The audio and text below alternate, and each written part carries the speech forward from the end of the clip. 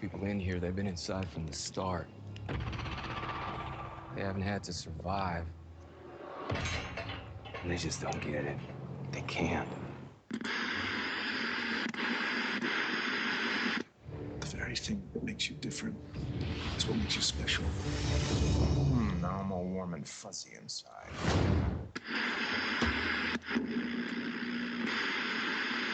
To fight for this city.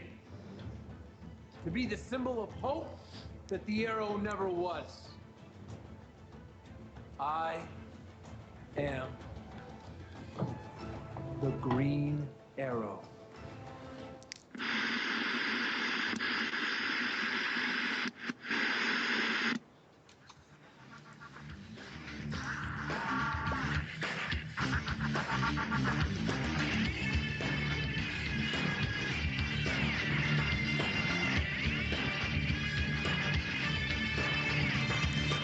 Wow.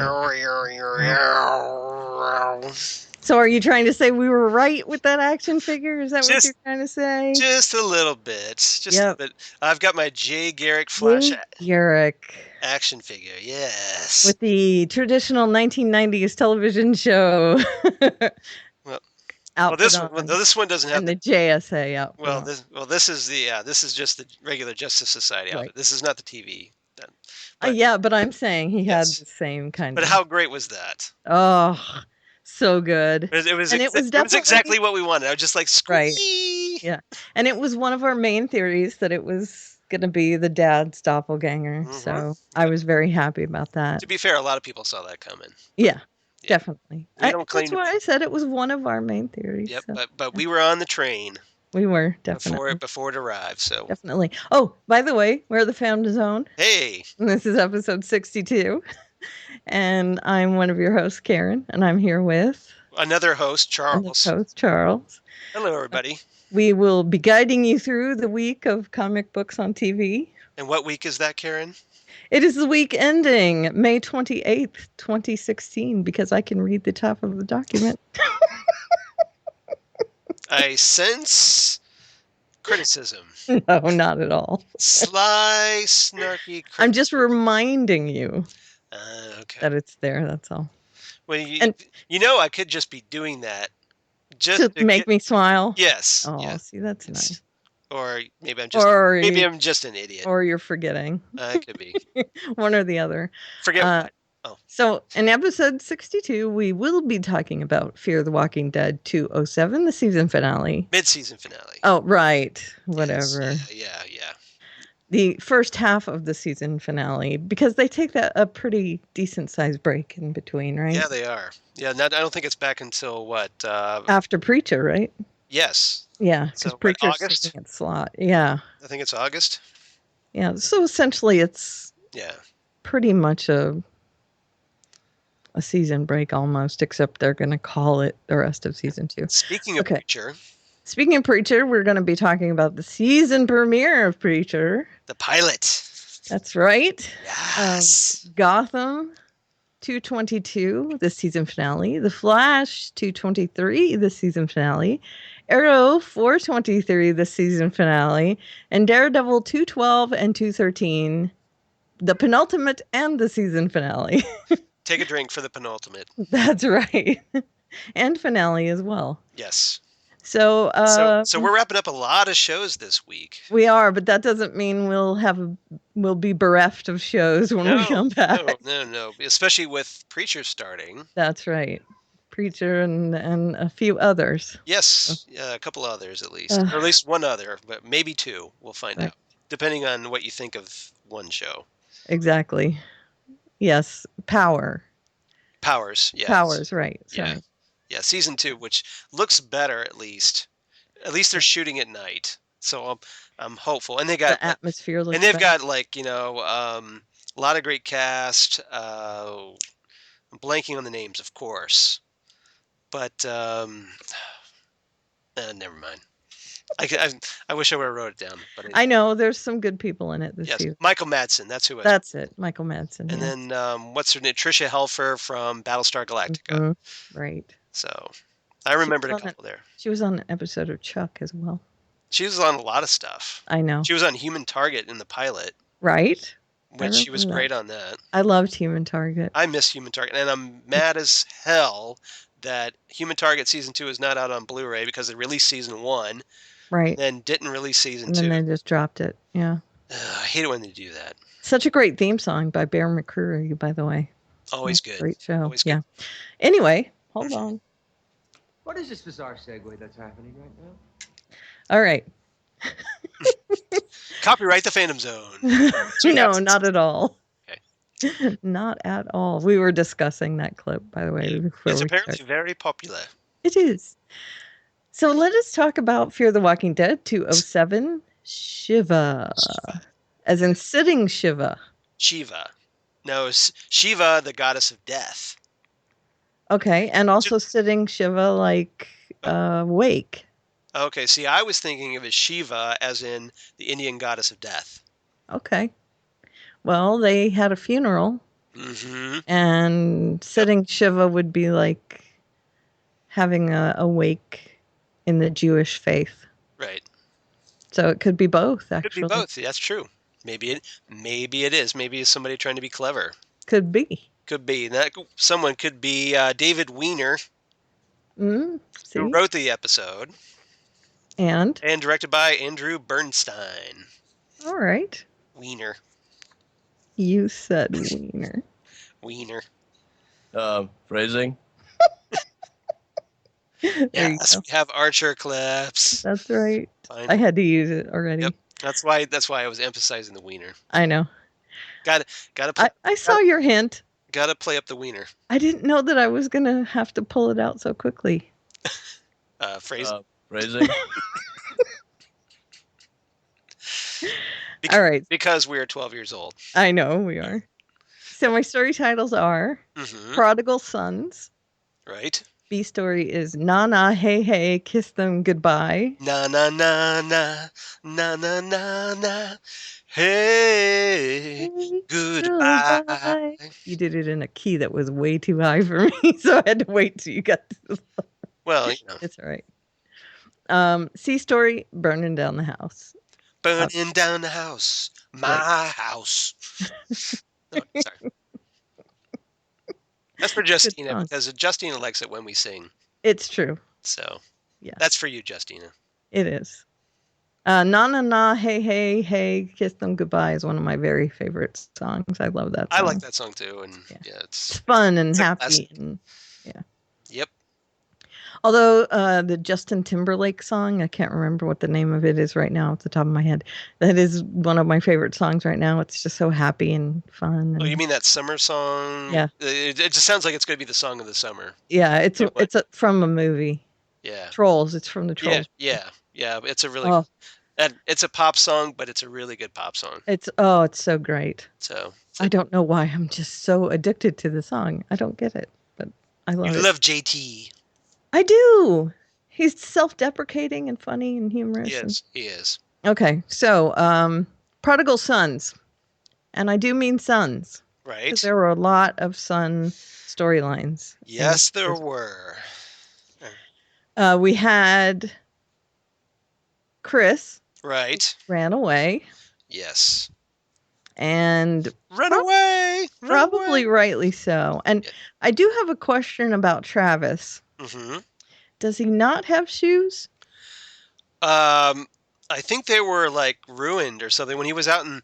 Now this is where I got a little confused because he was running around out there, outside the house, outside Celia's house, looking for Chris. Outside the compound, Yeah, yeah. outside the compound. Thank you. Mhm. And I think he ran across something that kind of gouged into his feet or something. Okay, and he his took shoes off up. his shoes. So he took off his shoes, and he remember his feet were all bloody.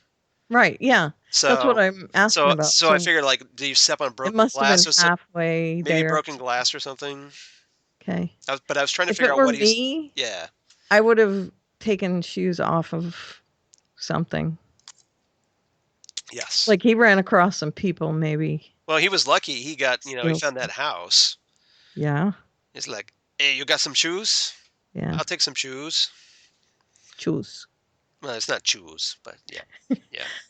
And it just so happened it was the house that Chris also ran into. Yeah, first, apparently. Right. And Chris was, Yeah, let's just say that Chris has officially gone cuckoo for Cocoa Puffs. right. And he's not the only one this week, but we're talking about Chris here. So I had to wonder about something about this because it seemed like something was in the water because half the cast lost their damn mind. It's true. Is it? I mean, just the 3 out of all of them lost their mind. was right? What was 3. going on? A full moon? Or I don't know. I don't know. I was just like, all these characters are acting insane for no particular reason. All the guys, Yes. right? Yes. All the guys just went nuts. And I can't figure out why. Well, so no, Celia was already nuts, and she was a woman, so. Yeah, she didn't turn nuts. She was already. She was already nuts. She was like prepackaged cuckoo for Cocoa Puffs. Right, exactly. Yeah. Yeah, she was hermetically sealed nuts. So Chris, I don't know what his deal was, but he was holed up and he took that kid hostage. Yes. In order to turn Travis away, I guess. You know, he told the guy, make sure he goes away. Or there was a guy. He had a daughter or something, and Chris took the kid hostage, like you said. Son, I think, because he was in the son. Okay. with the son. Yeah. Okay, I wasn't sure. I'm not correcting you to. No, that's fair. That's fair. But either way, the guy tried to pretend that he didn't know English so that Travis would leave. Right. Travis notices this book that the guy is reading, which is in English. So apparently the guy knows English. Right. So Travis he puts 2 and 2 together. Travis turns into Batman and figures it out. Right. Right. Wait a second. Yeah, and then he decides, oddly enough, to stay there, even when, was it Alicia? No, it was Nick that shows up and says that Madison needs him, right? Yes. Yeah. And he decides to stay there anyway. Right, because Nick goes looking for Travis. Right. And first Madison's like, no, I don't want you to go. But then he's like, I'm going. Right. Now, Chris is Travis's only blood relation there. Yes. Because Madison's kids are with a different father. Yes. Okay. Travis is Alicia and Nick's stepfather. Right. Yes. Okay. So he decides he's going to stay with Chris because Chris needs him. Right. And he tells Nick that, to go back to Madison and tell her say you couldn't find me. Yes. Right. Right. So as to not break her heart, I guess. Yeah. But of course Nick knows better. So that's going to weigh on him, I'm assuming. The fact that Travis stayed behind. Yeah. Well, they made a point of separating the entire cast at the end. They certainly did. They all go in different directions practically. Right. And speaking of Nick, he is sympathetic to Celia's plight. Which I don't get. Like, apparently they're both like buying into this whole mysticism of the dead. Right. He brings Celia's son back from, I'm guessing, from the boat. Was he still on the boat? Right. He goes to get Luis. Right. Brings him back. And every time you turn around, he's like slapping the zombie gut camouflage on himself. Right. Like he gets clean and then all of a sudden, yep, there he goes again. I know. Yeah, he always wants to be dirty. And I think that might be a metaphor for he just doesn't ever feel clean. I was thinking now, especially after this episode, that it's more like he feels more in closer connection to the undead than he does with the living. To the living, yeah. So I think this, every time you turn around, you see him in the zombie camouflage is, a metaphor for that. Right. Or maybe he feels like he's straddling that line. Yeah. Well, I mean, he was already talking about it in this episode with Madison. He says, something to the effect that, this is who I am. And, that I'm, he almost acts like he's special because he can communicate or, that he can walk among them unharmed. Feels a connection or something. Yeah. But he's not special at all. And Madison's like, no, you're not. Right. Which he really isn't. I mean, that's like the trick to walking amongst them is making yourself smell like them. Yeah. So, So at the end of the episode, when they all leave, he feels betrayed by them for leaving Celia there alone with the house burning and all Right. that. And so he decides to leave them there Yeah. and stay behind. And Yeah, well, he's just like, I'm just gonna walk, or I'm gonna walk the earth like Kanan in Kung Fu, right. and I'm gonna walk with the walkers. Very weird. Very And weird. he's just kind of checks out a little Mhm. bit. You see him the last time we see him. He's just wandering. He's kind of like shambling Yeah. around with everybody He looks else. like a walker. Yeah. Right. He's just walking in the other direction. He's Right. walking towards the house, whereas they're kind of walking. And I think Alicia was just looking out the window like, are you kidding me with this? Right. She was. And of course the other prodigal son would be Luis, who came home. Right. Yeah. And Celia was a little upset about that, but yeah, because of that, though, this is what Nick did to like arrange so that Celia would keep his family in the house. right. And yet didn't work. No, it didn't. But for a while there, it's just like, okay, It placated her a little bit. yeah, Celia was like, okay, you can stay, but Strand's got to go. Right. Right. And I'm doing an honorable mention, prodigal son, to Abigail. Oh, Thomas. Right. Yeah. Because she was incensed over that whole thing with Strand and Abigail. And I think, of course, you and I think that he did the right thing, right? Yes. Okay. I don't think Strand's at fault here. No, not at all. Not with crazy Celia. As Fusco says on Person of Interest, he's cuckoo for Cocoa Puffs. No, I said that just at the early beginning of the episode. Oh, did you? Did Yeah. you? Okay. Yeah, I said cuckoo for. Thank you. That must be what's in my brain. But Fusco says it on Person of Interest too. He calls Root Cocoa Puffs. I said it first. Haha. That's his nickname. Yeah. Well, you put it back in my head, so yeah, Okay. definitely. I wormed my way back in there. Yeah, you did. I inserted myself. So yeah, there's all these sons. It's a theme through this episode is the sons, Hmm. and not so much the fathers, but definitely the sons. Right. And they're just bad.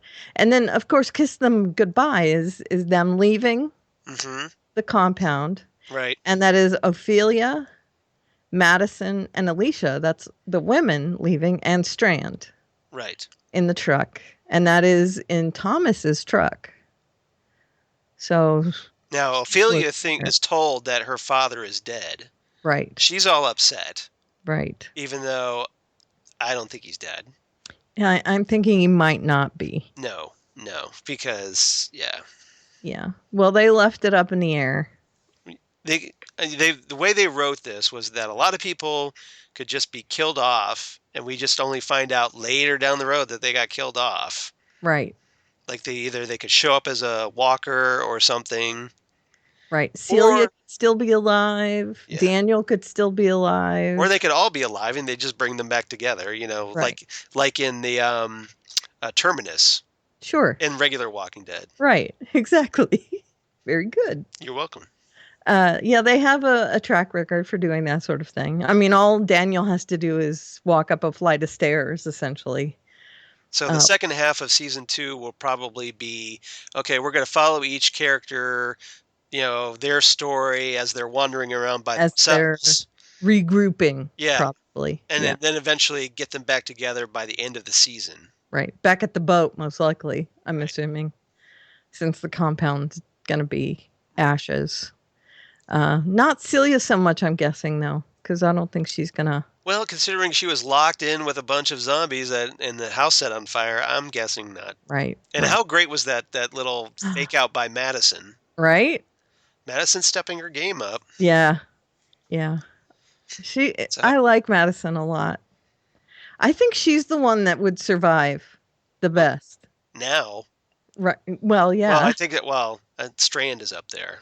Yeah. Strand is a survivor. Although right now he's very vulnerable Correct. because of Thomas. I so. will agree with that. And then, of course, burning down the house was Daniel, and he's gone nutty. This was a major Daniel episode. Yeah. Because we get the teases with him, the flashbacks to like when he was a kid. Mm-hmm. And there's like he's in the jungle. He sees Ophelia peeling her face off. Oh yeah. Well, that was earlier in the episode, but yeah, Right. he has that dream within a dream. Right. Where he's like, okay, he wakes up from a dream and Ophelia's there, and then she's like, yeah, something's wrong with my face, and then she starts peeling at her peeling face. It off, right. And then he sees his wife and then all then he wakes up for real. Right. Or did he? ... Right. He sees his wife and all the people that, like the ghosts of Daniel past. Yeah, apparently these are like the people that he killed or something during his life. Where it's not really explained. Or people that died around him. Right. Either people he was close to, like his wife.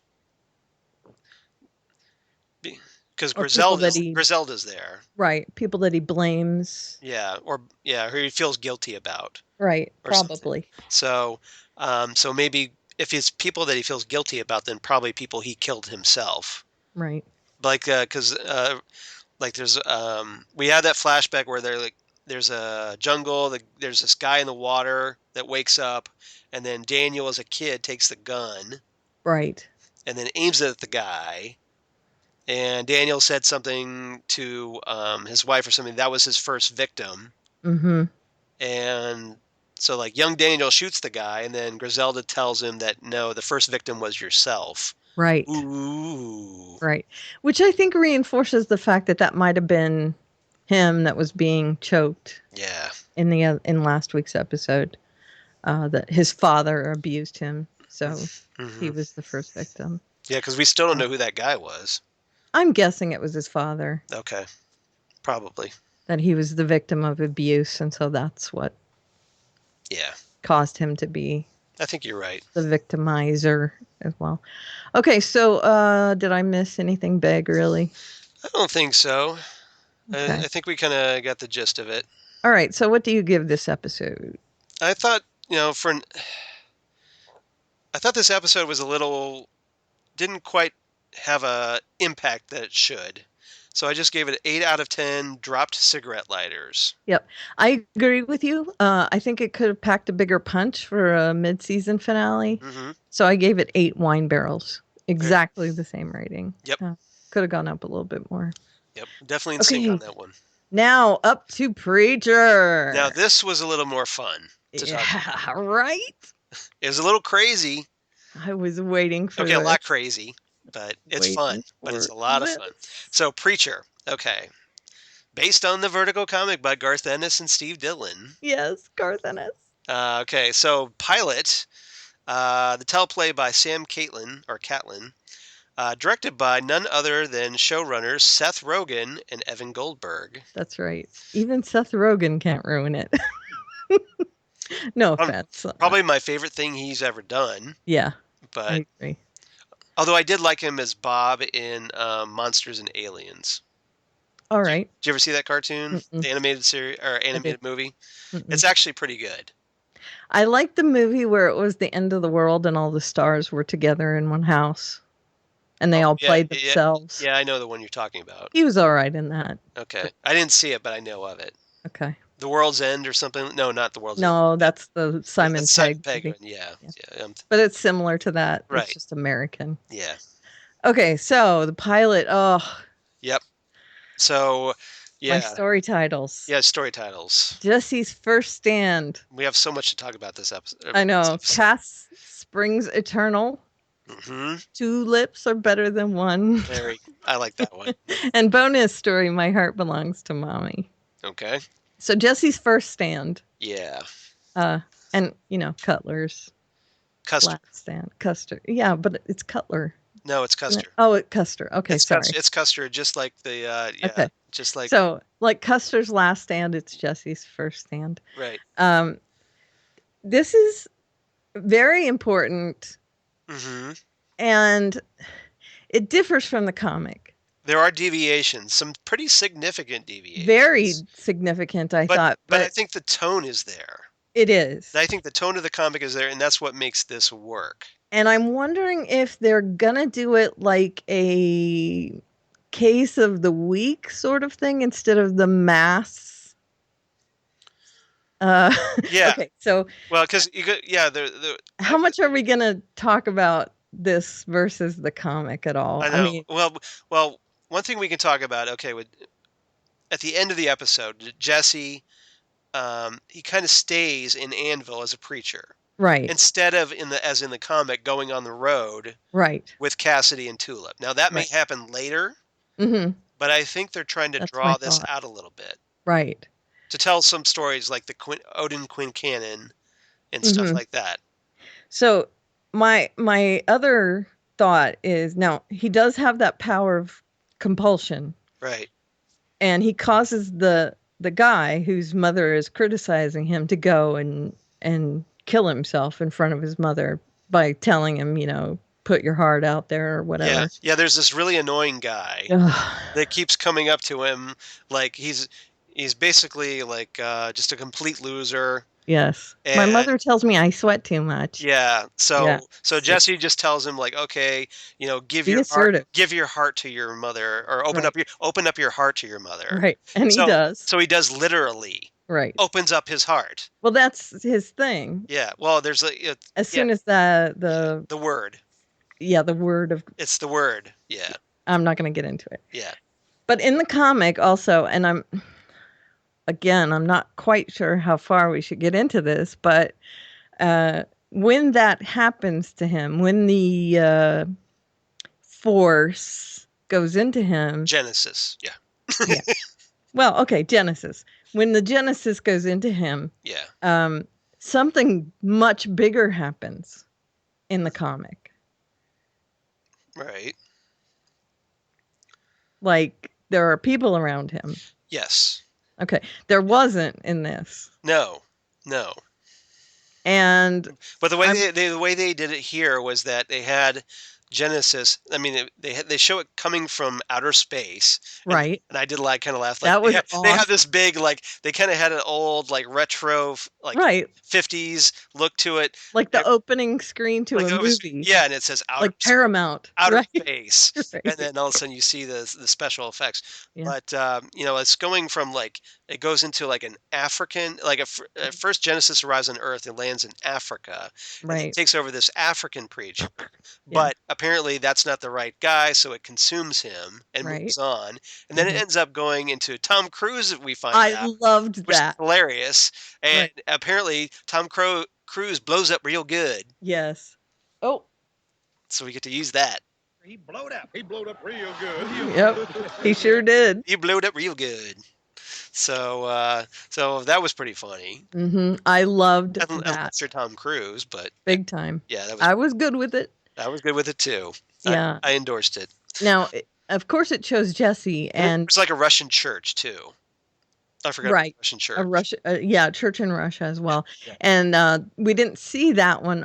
We didn't see Tom Cruise. It was on the news. Oh, yeah, it was on a little crawl across the news feed. Right. And we didn't see the one in the bar in Russia either. Goes to where he meets Cassidy. Right. That's where it happens. Yeah. Right. Yeah. We didn't see the one in Russia either. We just saw people running out of the church and It's them yelling and for the screaming. sake of time. Yeah. Right. So it finds Jesse, and Jesse is, of course, the perfect host. Yes. Now Jesse, ironically, and this is where I kind of, I do kind of want to get in this a little bit, because Jesse, he's struggling with his faith. Mm-hmm. When we first meet him here, he's really not a good preacher. Right. He delivers his sermons to the congregation. They're tuning out. They're just Right. talking amongst themselves. They're playing, iPad games and all this. They don't, they could care less what he's talking about. He tries some Tom Landry metaphor and it just Right. falls flat. Right. So he, which is Dallas Cowboys for those, just throwing that out there. But he, so he's at the kind of losing his faith a little bit, and there's a scene right before Genesis enters his body, Mm-hmm. where he sits down in the pew and he's alone in the church and he's reaching out to God and he's basically looking like, okay, look, this is it. This is your last chance. Give me like some sign of where I should go, if this is the right path to do with if this is the right path of what I should do with my life. Of Right. course, there's no response. So, he just when you think this is it, then all of a sudden you hear the creaking of the door, and then all of a sudden Genesis kind of slowly enters the church and Mm-hmm. faces off with Jesse, Right. and Like the invisible Vaseline smoke monster pretty much, from Lost. yes, Yeah. exactly, pretty much like the smoke monster. Right. Yes, Except it looks like a clear, like Pepsi clear yeah, version of the smoke monster. exactly. And then all of a sudden, they kind of face off for a moment, and then it enters him, and then we cut to like 3 days later where Jesse wakes up and is like, okay, what happened? Right. Yeah. And of course, this is what gives him that power of compulsion. Mm-hmm. And I don't think we should give away We have to be very careful because what Genesis is. no, we don't want to give that away, but we can call it something. So let's just call it Genesis, and we'll leave it at that. We'll call it Genesis. And there is a reason why Jesse is perfect for it. Right. Because they didn't name it on the show yet, but yeah, right. But it is Genesis. Yeah, we need to call it something, so right. We'll call it Genesis. Right.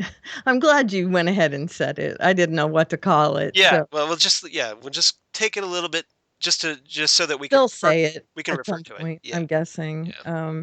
We'll get into it more once. See, this is the advantage we have of reading the comics. So read the comics, you'll know what we're referring to. But and once you get to know Jesse's character, you'll see why it fits with him. Right. And Genesis, of course, is a reference to where in the Bible where there's creation. Right. So keep that in mind. Yes. Okay. So I was kind of taken aback that it came to him when he was alone, because that's such a huge part of the beginning that it kind of takes out the whole church. Yeah. But I think they wanted to see, like, he's going to become a different man.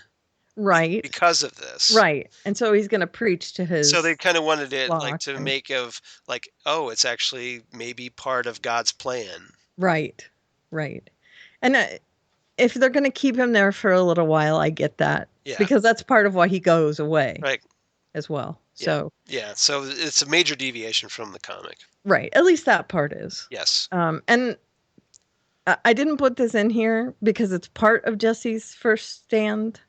But of course, Arseface, who they're not referring to as that. Well, because he hasn't met Cassidy yet. Cassidy's the one who gives him the name Arseface. Right. So he's right now. He's just Eugene. Eugene, right? Yes. Root. Now, I don't think that it's going to be. It's going to be Kurt Cobain because he wasn't alive when Kurt Cobain killed himself. No, but he could have been a fan of the music. Could have been. But yeah, they're going to have to update that a little bit. I think so. Unless they come up with like a fictional rocker or something. Yeah. But we'll find out what they decide to do with him. But Kurt Cobain is the reason why the original character tried to take his own life. He was trying to emulate Kurt Cobain. Now, they did have a Nirvana poster on the wall. They did. That might have been an homage. It could have been. It could have been. We'll find out. Might have been a little Easter egg for us. Yeah. Unless he was just one of those guys that was really obsessed with Kurt Cobain, knew of his death, and something happens where he feels despair, and then he decides to become like Kurt Cobain. Could be. So I could see that. We'll find out. Yeah, I could see that. There's definitely more to Eugene's story. Oh, yes. A lot more.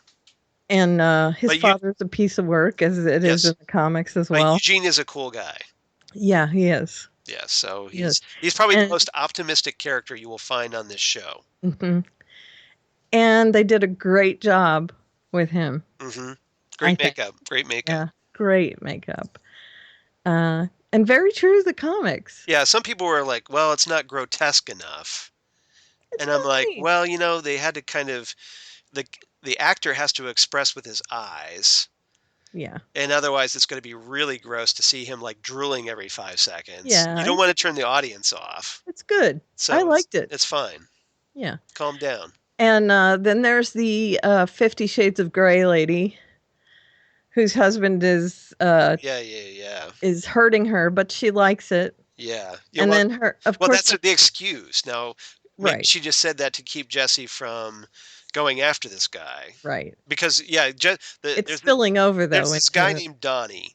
Right. There's like this kid during this church potluck or something, or like a meal, outdoor meal, whatever, that they're having, the congregation. Mm-hmm. And the kid comes up to him and says, hey, my dad's abusing my mom.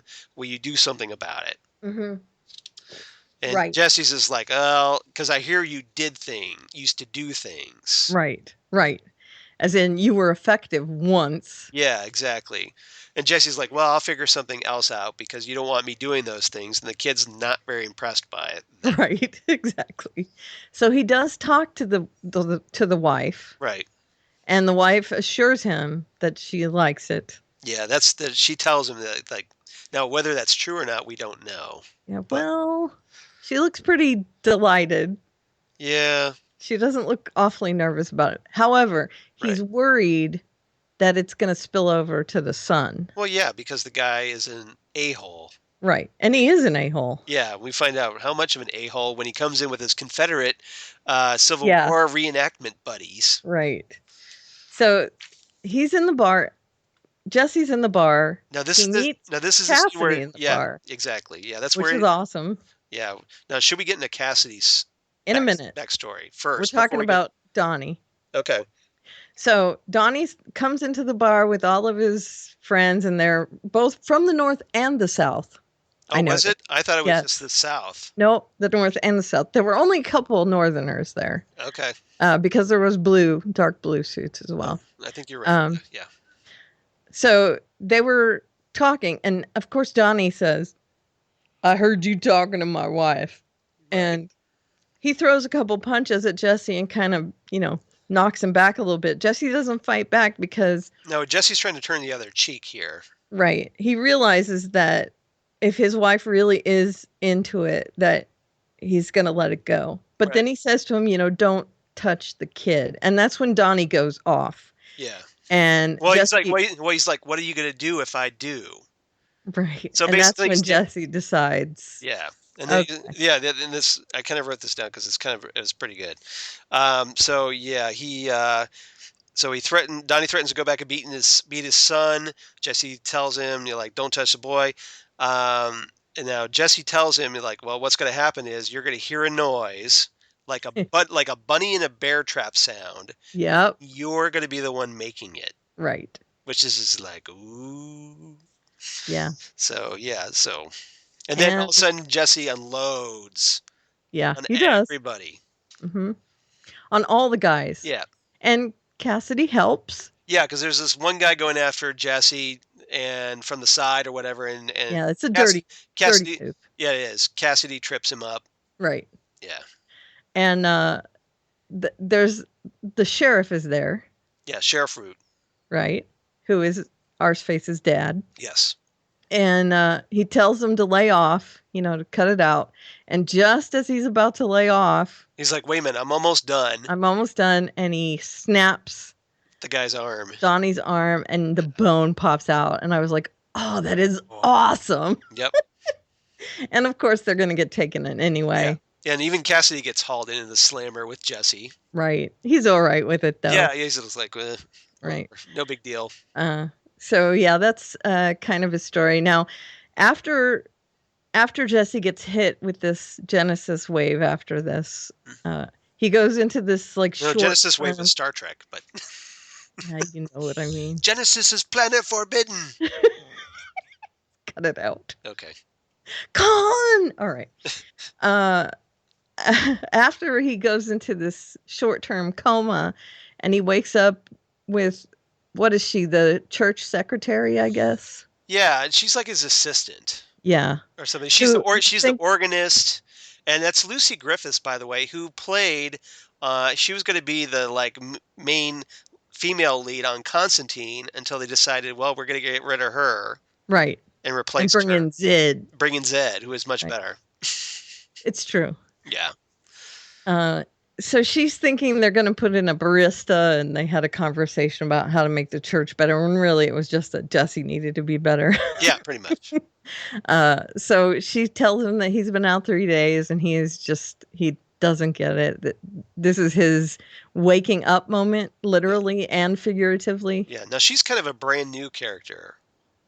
Yeah. She's not in the comics. Yeah, there's no one like her in the comics. So I'm not This sure is where. what makes me think that they're going to stay there for a little bit. At least the season, Yeah, because the season is only 10 episodes. right. So yeah, I think They're not going to go on walkabout. I think maybe they'll go on the road at the end of season Maybe. 1. Hopefully, Yeah, I really want them to go. I want them on the road. I want to see Jesse, Tulip, and Cassidy in a pickup truck. Yes. And in order to see Killer of Saints, they kind of have to go on the road, right? Yeah. Well, no. Well, the Saint of Killers. Oh, Saint of Killer. You know what I mean. The Saint of Killers is coming in episode 2. Really? Really? He's going to show up in town? Yep. All right. Good then. Yep. I'm all right with that. He's coming. It's I coming. thought he was going to have to be on the road. Okay, so anyway, not. I haven't read ahead. Okay, so Spoilers there. But that's all right. The Saint of Killers, sorry. Yep. Played by Graham McTavish. Oh, From Outlander and also from the Hobbit movies. excellent. Oh, I like him on Outlander. All right. So anyway, he wakes up and he realizes he needs to be a better. Well, he's going to leave the church, he says. Yes. But once he gets there, he thinks about it again, and he wakes up and he decides he's going to be a better example. Yeah. He basically tells the townspeople, the congregation, that you guys deserve a better preacher. Mm-hmm. And so I'm going to be that preacher. But he says it. He starts off saying, "You need a better preacher, and I'm not it." Mm-hmm. But then he changes it into, "You need a better preacher, and I'm going to try and be it." Yeah. So that's his storyline. Yeah. Okay. Then we have Cassidy, who is essentially a vampire. Essentially. He is a vampire. I wasn't going to confirm that 100% in our first episode. But yeah. He has very vampiric-like qualities. Well, yeah. I mean, he can jump out of an airplane, Yes. end up as a big pile of intestines, and still walk away Right. after snacking on a cow. Right. So. Yeah, but they hadn't really confirmed that 100%, so I was just going to allude to it. But unless you're really thick. Okay. So they keep finding people's necks. Right. Okay. So, yeah. Well, these people are hunting him down, obviously, as people would do with pitchforks and that sort of thing. Yeah. Because this is another deviation from the comic, is that we first meet him on this airplane. Yeah, I love that. He's tending bar at this like party on the plane. Right. And, like a private jet. Yeah, it's like a private airline or whatever, but the Babylonian Airlines. Yeah. I wrote it down. So hilarious. So yeah, he's like the life of the party, working these guys and just, cracking jokes. He's like, okay, I'm gonna hold on a minute, I gotta go, take a leak or whatever. So he goes to the back of the plane, and then he goes inside the bathroom or whatever, and there's a Bible there. Mm-hmm. So he picks up the Bible. And it's got all this rhetoric. Yeah, there's scribblings, like a cult or something. Right. And so he comes out like, wait a second here. And then he's like, okay, guys, why is the plane heading towards the sun? Right. And, then all of a sudden the co-pilot says, go to hell, abomination. And they try and throw holy water on him. And he's like, when will you ever learn? Yeah, because there's a big fight. And he kills the pilot or whatever. Yeah, he kills pretty much everyone, doesn't he? Yeah, pretty much everybody. Yeah, and then he just jumps out. Yeah. And he lands it because big thud. He grabs an umbrella. Right. You know, like I love that. you know, like Wile E. Coyote would do when he's like all of a sudden dropped from a great height, Right. and he said, you know, instead of Whoops. help or whatever, Yeah, and he has exactly. a The little sign. little Yeah. umbrella. So like that's gonna do anything, but yeah, I know. I loved it. And he makes a little crater yeah, in this little hick town. little impact crater, boom. Right. And a cow shows up. Yeah, well, first thing he does, he gets like a fun flask and tries to milk one of the bleeding guys, Hmm. so that he can have the blood to regenerate. Right. But when he lands and becomes a big pile of intestines, he the bottle's broken, Right. so he can't drink the blood. So, but thankfully, there's a handy little cow snack Right. that walks. Hi, cow. Hi, little And cow. you know what it reminded me of is Nibbler Right. from Futurama because Yes. it just goes. Right. Yes. Yes. And Good. he ate good, it. Good analogy. So of course that replenishes him. He becomes the whole Cassidy again, and the next thing we see is him in the bar.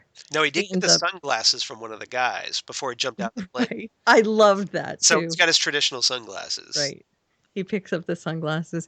He helps out in the bar. He gets arrested. He's nothing phases him ever. Yep. He's been around for a couple 100 years, something like that. He's very easygoing, but Yeah. And he ends up at the church, which I guess he's living there now. Is that how they set it up? something like that. Bunk in there. Yeah, I think I think because he's friends with Jesse, Jesse puts him up in a room or something. Friends with Yeah. Jesse Yeah. so far. Yeah, Okay. yeah. Cassie is a character to watch. We'll just say that. Right. Exactly. And say no more. That's yeah. Watch Cassidy. Yes. And Tulip. Yes. Tulip is perfect. Played by Ruth Negga.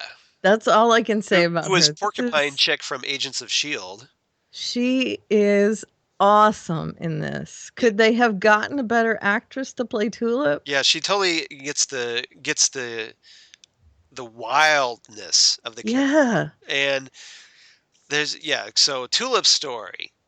We were introduced to Tulip as she's driving Mid through, fight. like mid-fight, she's fighting with some dude in the back of a car or whatever, in a car. Well, And the she was car- driving at well, first. she was driving, and the car is careening through a cornfield Right. all over the place. Right. She's Like trying, she's making crop circles with the car. now she's trying to get a map from Right. this guy. Mhm. The map to what, we don't know yet. Right. But She ended up with it at the end, though. Yeah, because has. she eventually like opens up the door and throws the guy out, and then Mhm. beats on him, and then takes the map. Right. Kill- Well, Kills there's him. two guys. Yeah, She kills- gets rid of both of them. right. She's still being pursued Yep. by some guys in a helicopter, and it looks like maybe a couple guys on the ground. Yeah.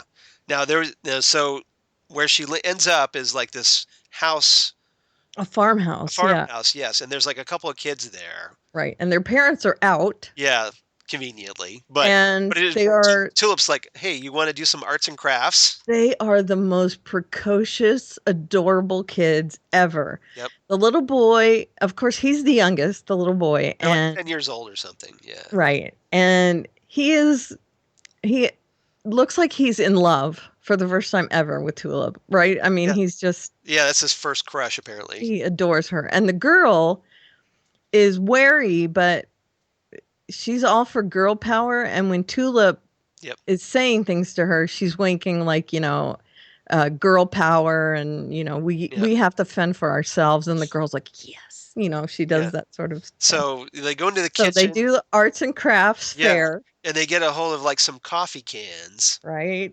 and we find out, Duct tape and yeah, and Tulip makes a homemade bazooka. that's right.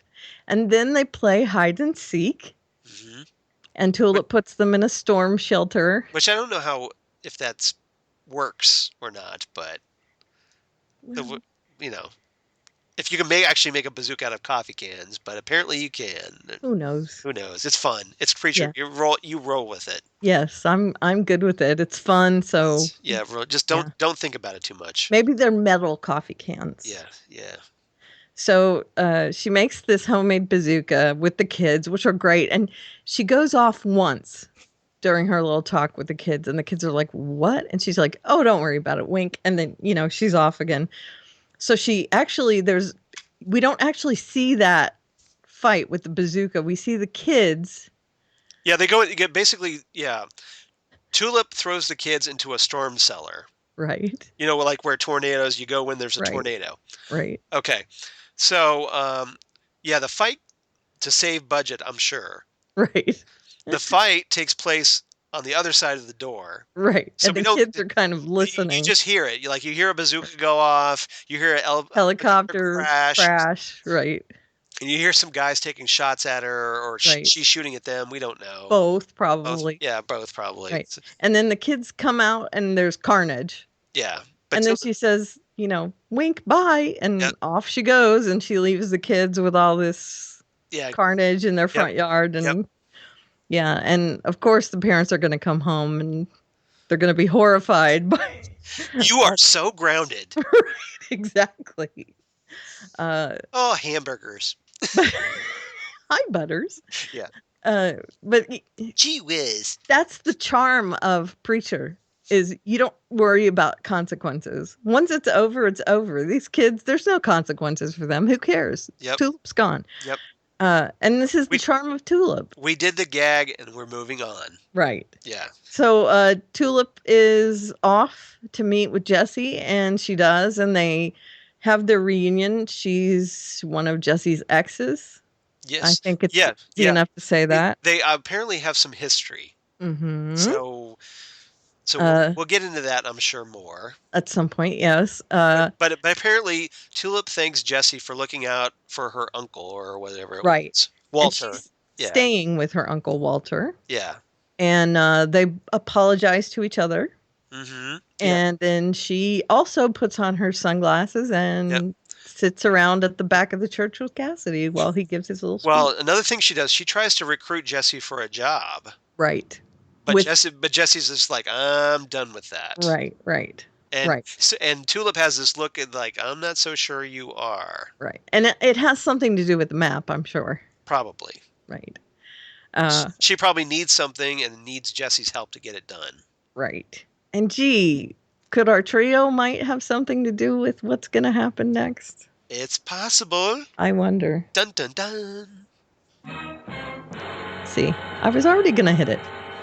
Yeah, and then there's the weird guy who goes and cuts his heart out to his mom. Yeah. So, it was fantastic. And then at the very end of the episode, these two guys show up, and they're kind of players. Yeah. They're weird players. Yeah, but we'll leave that. We'll learn more about them. Yeah, so we'll learn more next time. Yeah. I was like, Now, there is no new episode of Preacher this coming week. No, it's the pilot all over again, and then we'll get Talking Preacher after it. Yeah, and then the episode 2 will be the week after because they didn't want to air a new episode during Memorial Day weekend. Right, which works out because you are on vacation. I am on vacation, yes. So do we want to talk about that now or later? Later. Okay. We're teasing you being on vacation. So your wishes come true, people. I'll be going on vacation. Stop it, you. That's not right. All right. Okay, so what did you give this episode? I think this show has a lot of potential. Mm-hmm. Now, I did think that this show wasn't it's not very new viewer friendly. There's a lot going on, and I know a lot of people on Twitter were like, "Oh, what's going on with this?" I have no idea what I'm watching, but it's awesome. Right. So I took a little points off for comprehension. Okay. But I give it 8.5 out of 10 homemade bazookas because that was just awesome. Very nice. Yeah. And I don't give a crap whether you can understand it or not. I loved it. So I give it 9 meat shakes. Yep. It was great. Yeah, that was a little snack that Sheriff Root prepared for Eugene. That's his dinner apparently, where he threw in raw meat and a bunch of veggies. Yeah, let's see. I think I got this. He is not a nice man. Yeah. Here it is. Meat, vegetables, eggs, and hot sauce.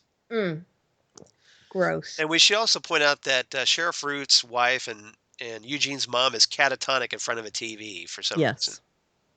So. That's right. Yeah, that house is not a happy house. Yeah.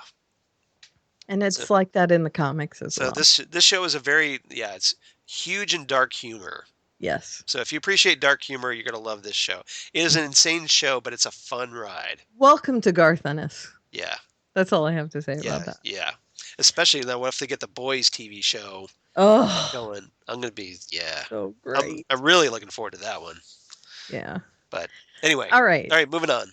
So can we do a duo with like Watership Down and then We Three? You ever read We Three by Garth Ennis with the pet, No, that was good. bunny and that the was cat that was dog? Grant Morrison. Oh, Grant Morrison. Sorry. That's all right. But yeah, Oh, Grant Morrison wrote that one. that was tear-inducing. That's Okay. why I haven't read it. I know Oh, you need to read it though. I know, but I can't see animals like messed up like that. You still should read it. No. It's worth it. I know. Okay. Okay.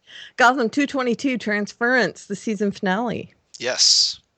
Season 2 finale written by Bruno Heller, Showrunner and creator. and directed by Eagle Eagleson, the man with the coolest directing name ever. I know. I love it.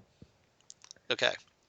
And what's our A, B, and C, Karen? Our A, B, and C is A, Ms. Peabody and Turnin. Like Sherman. Peabody and Sherman. Oh, Peabody and Turnin. Okay, got it. Yes. You should have done the Adventures of Peabody and Turnin. Oh, see, but that's right. That's all right. That's why we're a collaboration. Right. Yep. Okay. B story, Arrested Development. Yep. C story, The Need for Speed. Need for This is Speed. the bus. Yes, got it. And then Don't go below 88 miles an hour. 55. 88's Back to the Future. Oh yeah. That's right.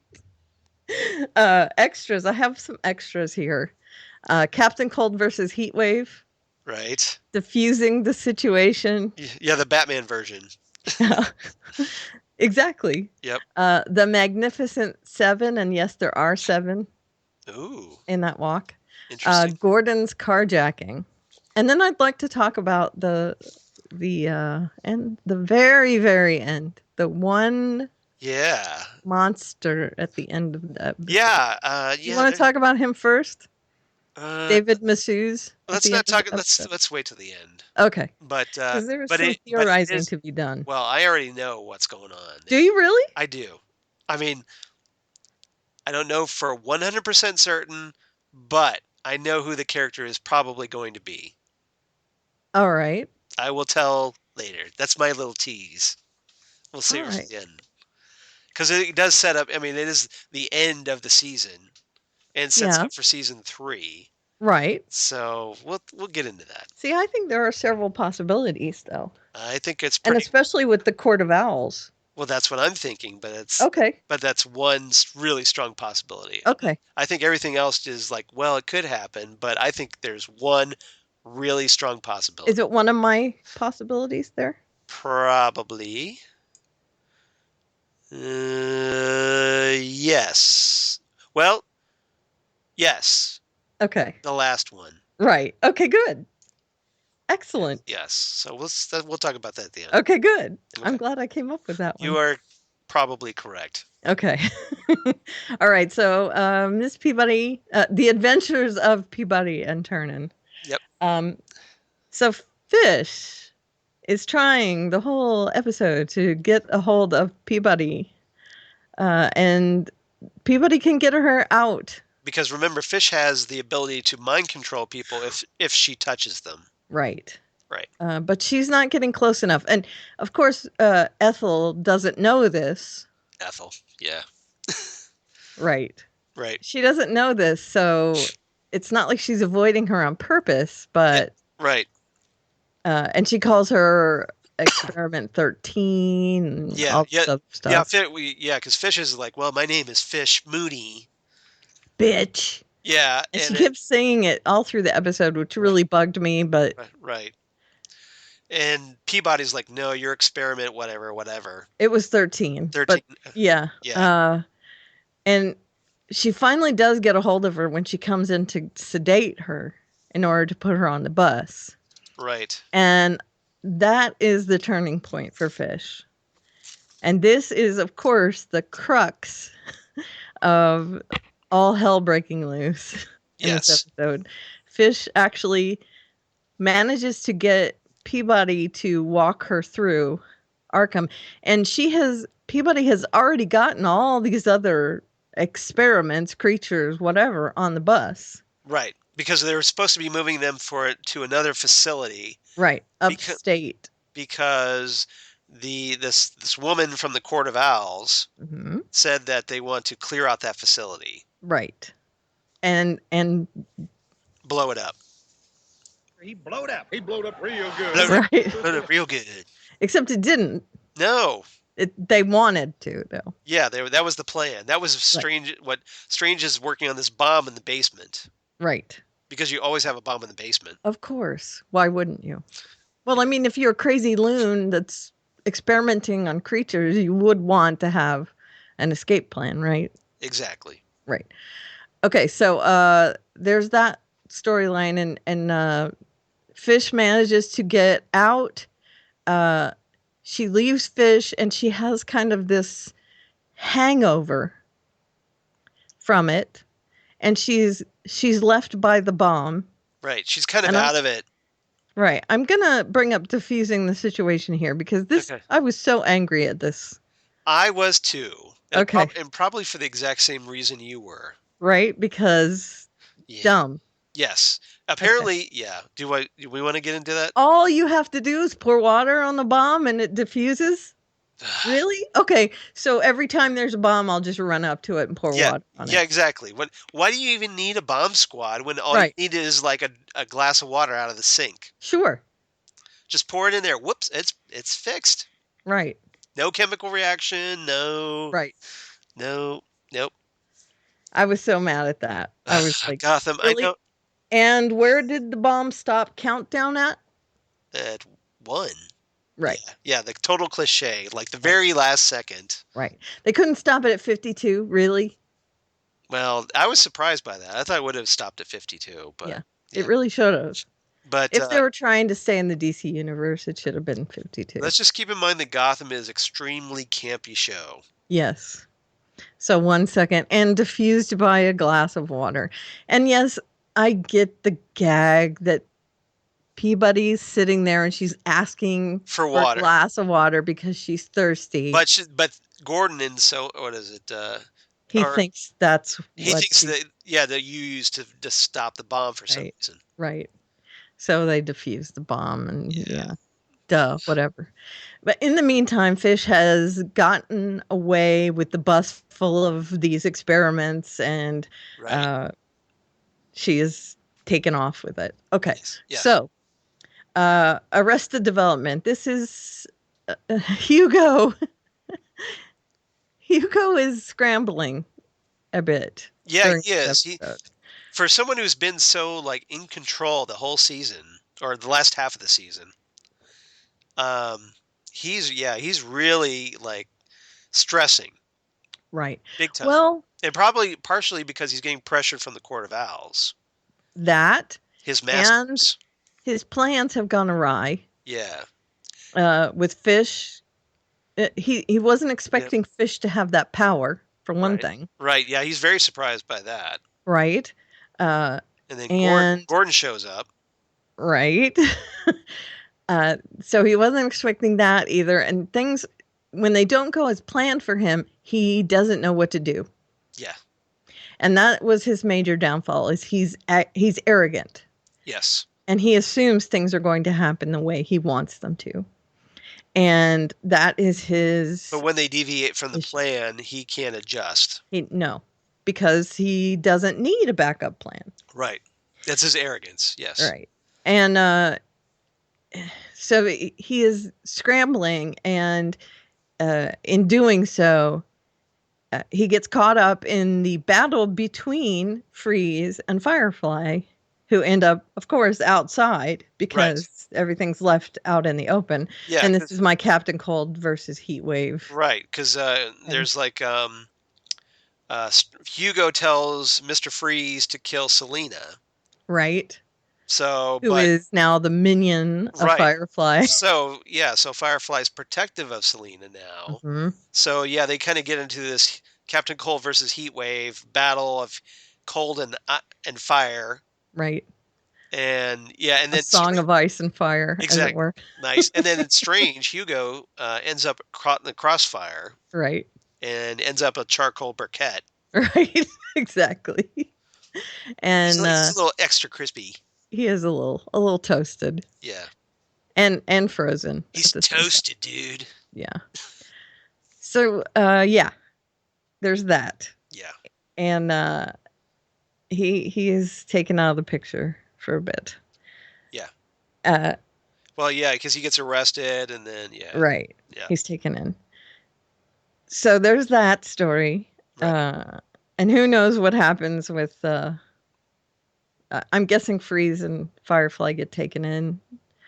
Selena hasn't been. She's talking to Bruce later on in the episode.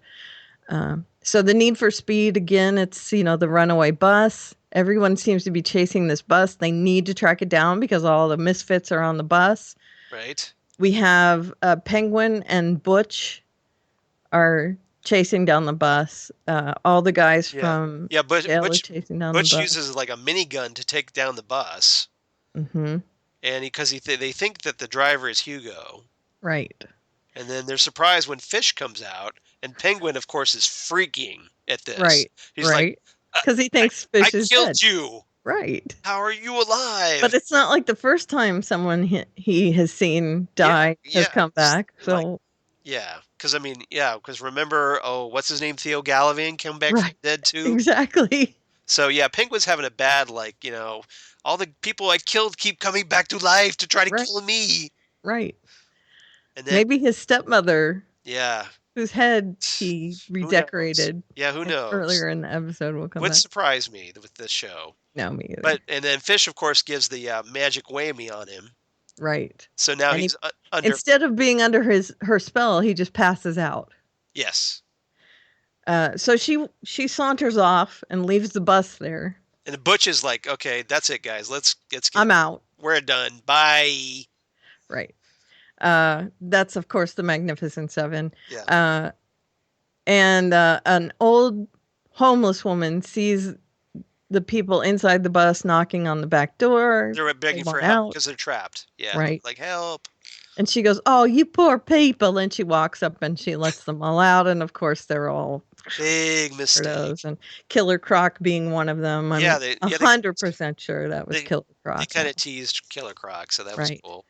I'm not going to end there, though. No. We do have the other storyline, which is Clayface at the precinct, and Harvey Bullock needs to be better at his job. Bullock. How can you not tell this is not Gordon?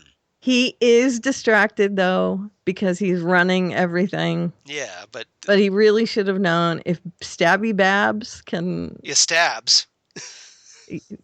Right? Yeah, Stabs. If she can suss out that this isn't the real James Gordon, then Harvey should have been able to. And there was a great moment where she slaps Clayface's face. Right. And it's all distorted. Yeah, because it's like clay, get it? Yeah. Yeah. And there is also a scene, I don't know if you noticed it, where there might be in the background a Mad Hatter sighting. I did see that. Okay. So people are saying that. Yeah, they're teasing that. Yeah. Right. It's a tease. All right. So they end up going out to find the bus. Harvey Bullock. They meet up with the rest of the gang out there with, all the other guys. And they can't find the bus, but they're out there on the street. They're still looking for the bus, but now they know all the misfits are out on the street. Yeah. Here's one of the things that also made me angry. Okay. Okay, all these misfits are out on the street, roaming the street. The bus hasn't been found yet. Right.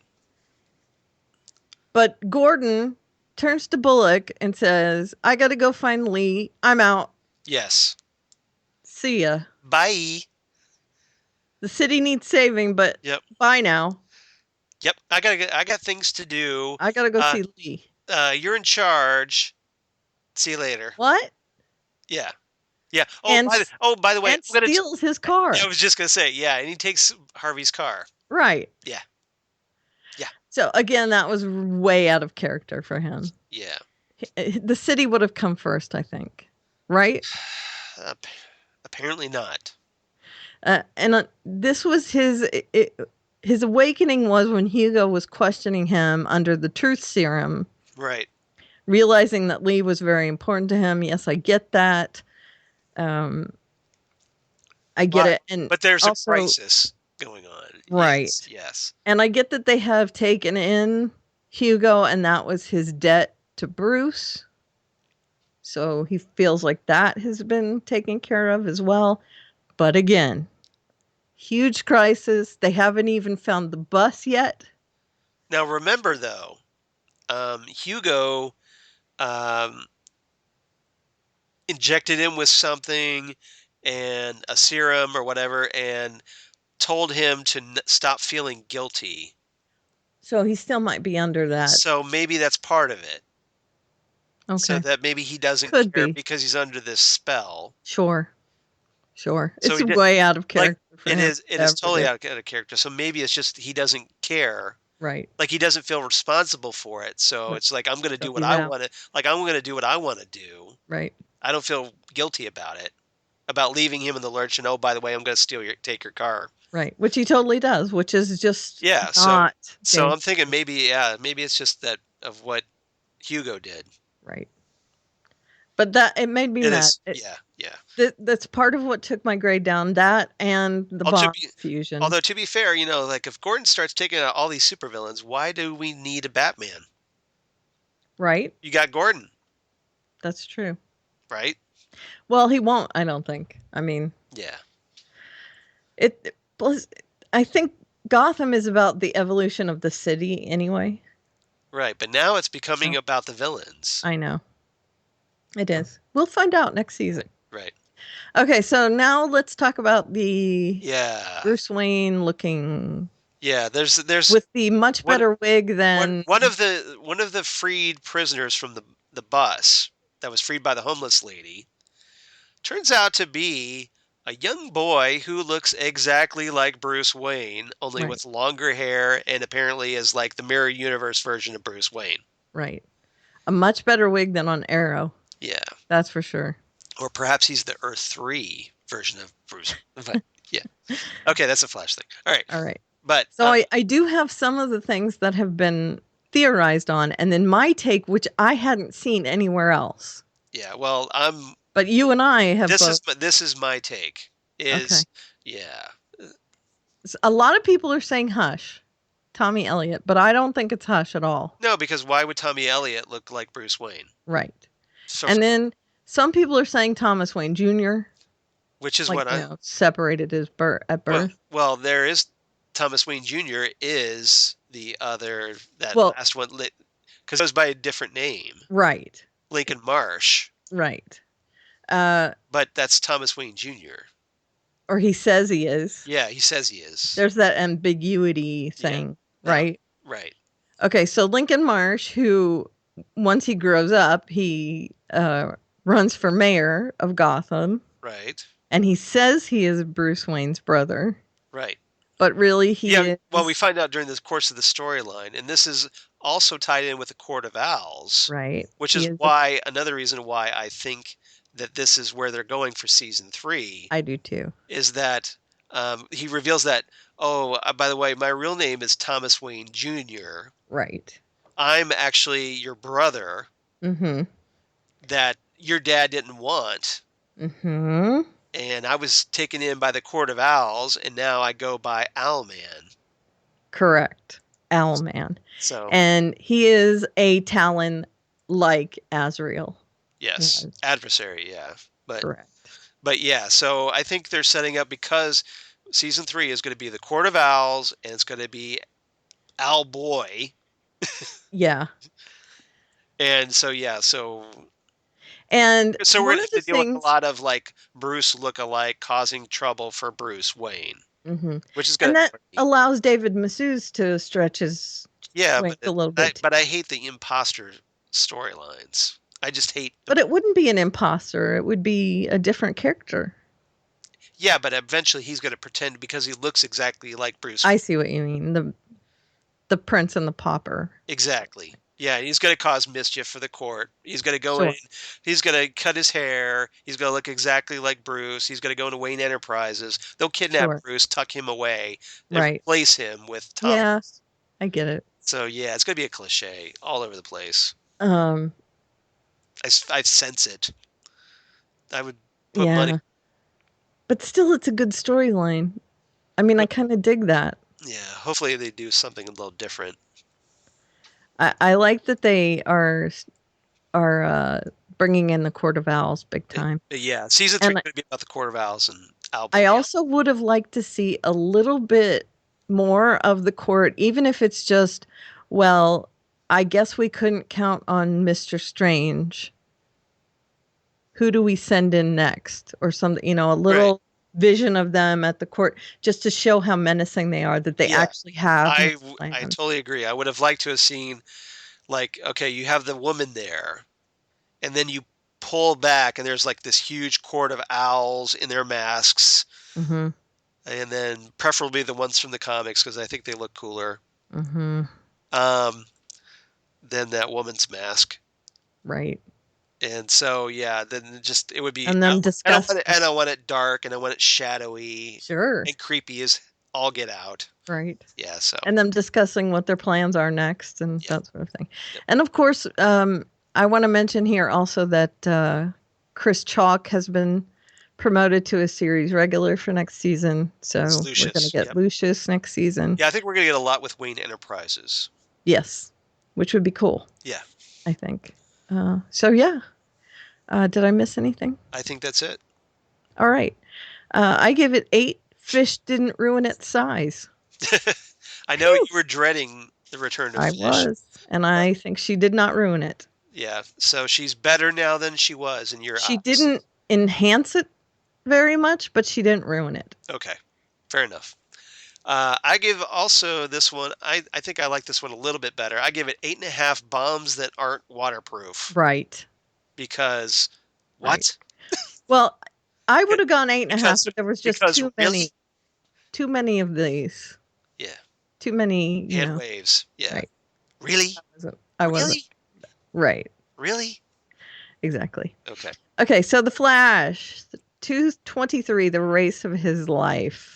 Yeah, season finale of The Flash, written by big epic writers Aaron and Todd Helbing, directed by Antonio Negrete. Aren't they showrunners? Part of the No, they're not. None of them are? Okay. No, the Helbings they're just the ones that they write the big episodes of The Flash. Okay. A lot of big That's episodes. why I recognize them. Like the man in the yellow suit, those kind of episodes. Good. Yeah. Okay. So, my story titles. Let's see if you get these. Okay. 3 is a prime number. Okay. Magic 3 is sorry, I was thinking Schoolhouse Rock. Yeah. It sounds like that though, right? Yep. But do you get that reference? Well, 3 is a prime number because it's not divisible by anything else. Yeah, but the reference. No. 3 and prime. Remind me. 3 and prime. I'm still what would that refer to in the comics? Oh, you mean like Earth 3 and Earth Prime? And Earth Prime. Oh, I see what you did there. Right. They made Earth 1 prime. Yes. Remember? Right. Okay. Yeah. Champagne Supernova. Well done, by the way. Thank you. You're welcome. Champagne supernova in the sky. Right, because what did they call that thing again? The thing? Oh, you mean the device? Yeah, what was it? Hold on, I got it here. Oh, the magnetar. Magnetar. Yeah. A magnetar is a real thing, by the way, and it is a neutron star. It's a type of neutron star with an extremely powerful magnetic field. The magnetic field powers the emission of high-energy electromagnetic radiation, particularly X-rays and gamma rays, which are great for creating hulks. And a neutron star has gone supernova. Yeah. So that's why I chose champagne supernova. Supernova. I got it. Well done. Thank You were you. very And then, good at these. does Barry have a point? About several things, apparently. Yes. Yeah. Several things. Especially the end. Like Yes. a flashpoint, perhaps? Do you think? Oh, I know. Okay. I'm as certain about that as I am about Owlboy. Right. Yes. So those are my three. I think this is my cleverest Yes. story title. I totally agree. Okay. You were like, I'm gonna just mark one up there for Karen. Thank you. You got that one. Okay, so 3 is a prime number. That's actually kind of the end of the episode, but it runs through the whole thing, kind of, right? We don't know it until the end that the guy in the cage is actually yeah. Well, we want to just go ahead and say it. The doppelganger of the dad. Henry Allen. Henry, thank you. I was going to say Henry. Played by John Wesley Shipp. So yes, we finally get the reveal. And we had a hint last week because he mentioned that his mother's maiden name was Garrick. Yes. Right. So basically we figured it out. We could say we told you so. We were right about this one. So as many as we didn't get, for me, like the whole Black Canary not being dead or whatever. Okay, got that wrong. You got it right. That's all right. But it was 50-50. I was hoping so, but this one we definitely got right. Yes, definitely. Yeah. We had speculated on a couple things. We did about that, but yeah, he was our lead, I think. Yeah. Yep. So yeah, it's Henry's doppelganger, and it pretty much confirmed it when he said, "Yeah, my mother's maiden name was Garrick," and I'm like, "Oh well, he's Jay Garrick." Yeah, and I agree with you because it was like, because that means he's going to be the Earth 2 Henry Allen, so therefore Barry's dad is technically still alive, just a different version of him. Right. So, and it turns out he's not the Earth 2 Henry Allen. No. He's the Earth 3 Henry Allen. So again, this is something I speculated that Earth 2 is essentially Earth 3 in the comics. Right. Where, like everything's kind of reversed. The good people are bad and bad people are good. Right. And Earth 2. Earth 3 in the show is Earth 2. Right. So Earth 3 JSA is planet. the Justice Society planet. Yeah. Right. So do you think our man from the end that's a good of question. Legend is from 3? That's a he good didn't question. say. No. So unless there's the Justice Society on the Prime Earth. Yeah, as far as I know, we haven't seen any of them. I think we're going to have to find out because they could be doing something completely different here. It could be. We'll find out. But anyway. So now maybe we have a Jay Garrick and we can have an Hour Man. Mm-hmm. Looks like JSA is JSA for Legends of Tomorrow. Woot! Right. And Champagne Supernova, that's definitely the Magnetar. And how great was it to see John Wesley Shipp in the Flash costume? Oh my God. Fangirling. That was exactly like, I've said this on the show, I think, that I wanted to see John Wesley Shipp suit up. Yes. And he did. It was. I would have loved to have had like John in the old Flash costume. Yeah. As another universe Barry Allen. Right. But him as Jay Garrick is great. Oh, yes. Amazing. And he gets the helmet. Because he's older. Right. And Jay Garrick is traditionally older. Yeah, so we have an older Jay Garrick. Right. Just fantastic. As opposed to the young one that Teddy Sears played. Right. Right. Who wasn't really Jay? Who wasn't really Jay anyway? So there. Right. So Jay Garrick is redeemed. We were completely right about Hunter Zolomon too. We were dead on with him too. Yeah. So anyway, yeah. So we're being smug. Sorry. The Magnetar. No, we're both being smug. Magnetar reminds me a lot about the Zoom storyline where they had to run in the thing, and yeah. And I'm assuming they were making a parallel there. Kind of, yeah. Instead of a like a hadron collider, where it's energy collider, but particle accelerator. Right. They had this like thing that looked like the London Eye. Right. I saw you had a conversation about that. Yeah. So yeah, it was upright instead of Exactly. It looked like a Ferris laying wheel, down. essentially. Right, it did. And Barry took a lesson from Zoom in this episode where Zoom was saying you had to be cutthroat. Yes. Barry had to be cutthroat and sacrifice yourself. Yeah, because Zoom sacrificed one of his like what the Time remnant. Yeah, thank you. Right. And that meant that he had to be willing to die for himself. This is why I'm going to beat you, because I'm willing to do that and you're not. So yeah. Right. Yeah. And in order to defeat Zoom, he had to essentially kill one of his time remnants. Yes. In the speeding around the... Yeah, basically he creates a time remnant so that they could, like, one could keep going around the loop, and then the other could like pull Zoom out, right? They had a fight, yes. Right. And then exactly. The other Barry could go free Joe. Right. Yeah.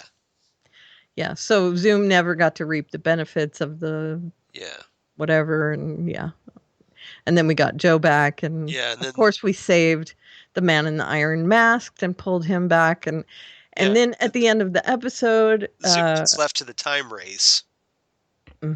So we I'll be back in another season. Yeah. Exactly. He'll come back. He'll come back. Yes. Teddy Sears was great, by the way. Yeah. I did like him. Yeah. He starts off being very likable, but then of course, he's becomes the very good. Yeah. As Zoom, I thought. So we get the Jay Garrick character played by John Wesley Shipp. Right. And he decides he's going to take back his helmet. Well, no, he's going to take Zoom's helmet. That helmet. Yeah. He's basically like, okay, Zoom took so much from me. I'm going to take this from him. Right. Which, of course, Jay Garrick's traditional helmet. Yep. So everything is right with the universe. Mark Wade can come back off the ledge. That's right. As we mentioned before, that he was real upset that they ruined Jay Garrick. Well, guess what? You were wrong. They didn't. You were wrong, Mark. Exactly. Because, it wasn't ever Jay Garrick to begin with. Right. Exactly. So he didn't ruin the legacy. Right. Everything's good. And Harry. Dirty Harry. No, good Harry. Okay. And Jesse decide they're going to go back because Jessie has all her friends and all that. And it's probably a good thing because it's not like she would have ever been able to get blood donated to her or anything like that if she got in a car accident, because bit of the different vibrational frequency from they really should go back to their own Earth. So they end up going back and they take Jay with them because that's as far as Vibe can get them. Right. And Harry says that he can figure out how to get home from there. Yeah. Right. Yeah. Can he make the leap home? Yes. Or, we could just have a bunch of speedsters in season 3. Oh, wait, did I spoil something? Sorry. Yeah. Because I was really hoping for the whole gang speedster thing. It's gotta happen. Yeah. Well, it might now. Because, So, the very end is Iris talks to Barry and says, we really should try this thing. And he reluctantly agrees. It looks like he agrees for reals. Right. They kiss. Right. With the little light from the moon right in between their mouth. Yeah, Grant Gustin says something that was like the most comic book thing we've ever done. It is. Yeah. But it's a very Berlanti thing. He does that all the time. Yeah, it looks cool. Yeah. And he says, and that's why I'm sorry I have to do this. And he runs off. Yep. And he goes back. Because he's really bothered by his dad's death. Yes. Oh, haunted by it. He is in an emotional state right now. Yeah. And so he changes time. Yeah. So yeah, he goes. Saves mother after all. Yeah, he goes back to his mom, where his mom gets killed. There's like, it's the moment where the Reverse Flash is killing her, and then his previous self that time traveled back, that was hiding So there's behind the door. 3 Barry Allens Yes. there. Yeah. 1 Zoom, 3 Yep. Barry Allens. And I'm sure there'll be a 4th one by the time season 3 is over. Yeah, I'm sure. But So actually 4 Barrys if you count the kid Barry. that's true. So there's like Kid Barry, there's The original Barry, Barry, then the Barry that went back the first time to Right. stop it, and then the Barry that went back this time to stop yeah. it again. But this time, that the Barry that came back in this episode, Mhm. because Actually- of that, caused the other one behind the door to vanish Because he never had to go back to because stop. the timeline was altered. Right. Timey So he does wimey, that. wibbly And wobbly. you notice he had the red emblem on his. Yes, which was nice continuity. It was a nice nod to that. So yeah, that's where we ended. Was he caused his Yeah, so past self to apparently disappear. time's been altered, which means that events from that point on have been altered again, Mm-hmm. and probably in a very interesting way, similar to a certain DC Comics event That's right. by Jeff Johns Flashpoint. called Flashpoint, which essentially brought a close to the pre-Flashpoint DC universe and launched the New 52. Yeah. And I'm assuming it's going to have to be undone. So question is, now will this event also Affect Supergirl, Arrow. Yeah, so is this how we're going to fold Supergirl into the Arrow, and or are we going to need a crisis for that? Or is Legends of Tomorrow going to have to fix it? It's a good question. Who knows? Because we got to get Supergirl and Arrow. Well, there's going to be a whole Yeah. 4-person crossover. Yeah, They've so already said it. So I'm wondering if that's our crisis. who knows? Who knows? All right. So what did you give this? This is a big finale, of course. I probably gave it higher than I should have, but No, it was a great episode. it was a great episode, and I did I got frustrated with the whole business with Barry being locked up. Right. Because I wasn't fond of that. I meant to mention so that. I took a point off for that. Otherwise, Yeah, they strong-armed him and decided to take matters into their own hands and put him in the cell. that annoyed the crap out of me. Thankfully, too. Wally at least stepped up and let him get out. Mm-hmm. And it's like, everybody calm down. But so I gave it 9 claimed winged helmets. Excellent. And I am close. I give it a slightly lower grade, but not by much, 8.5. And I said throwback Flash suits, Right. and I meant twofold: the one that John Wesley Shipp wore, and also the one with the red emblem. Right. I see what you did Oh. there. Both Right. suits. I'm glad you brought that up, by the way. Thank you. Yeah, I like continuity. Yeah. I'm a stickler for that. So how are you with the whole business with Iris and Barry? That, okay, we love each other, but it's not the right time because I'm upset over my dad's death. It's frustrating. It's CW, But forced drama. if it's not angst, it's not CW. Yeah, right? Exactly. I never expect anything Yeah. with these. And I don't watch it for the romance anyway. Yeah. So But to be Good fair, choice. at least Barry and Iris are sort of on the right path. sure. Okay. Like I said, I don't watch it for the romance. So if they get together, great. They're supposed to be together. If they don't, it's Flash. And it's better than Olicity, Yes. which leads us into Arrow. Arrow. 453 Schism. See what I did there? Very nice. Like that segue? I don't have the clap thing on here, do I? No, I That's don't. okay. Don't worry about it. No. Go ahead. But okay. Teleplay by Wendy Miracle, showrunner, and Mark Guggenheim, showrunner. You have a lot to answer for, you two. Yes, a lot. Directed by John Baring. Okay. Let's get through this quickly. Okay. It's A story. too painful. Which way did it go, George? Which way did it go? Is my first storyline. Right.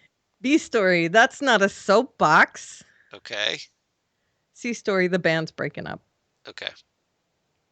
Got it. Which way did it go? I'm referring to the missile. Yeah. Yeah. Okay. So Rubicon. Okay.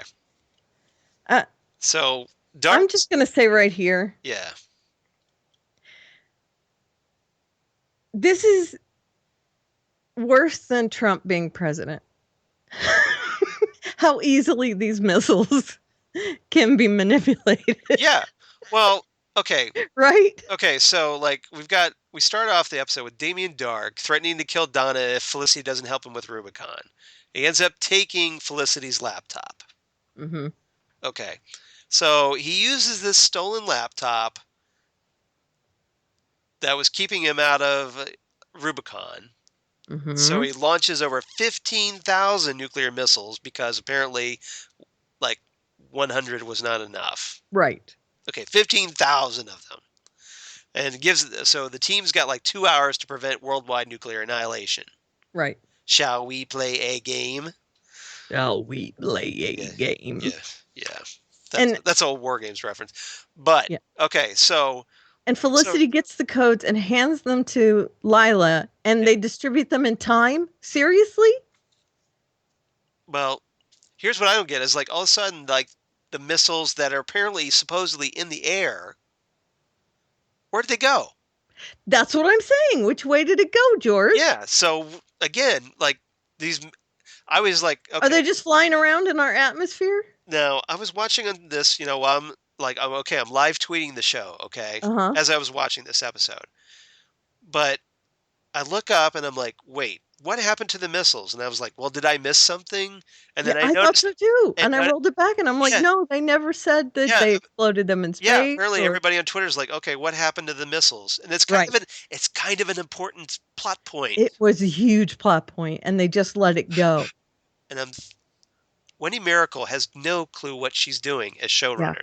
I've said it before. I will say it again. This woman needs to go. Yeah. I'm sorry. I know a lot of people like Arrow. I appreciate that.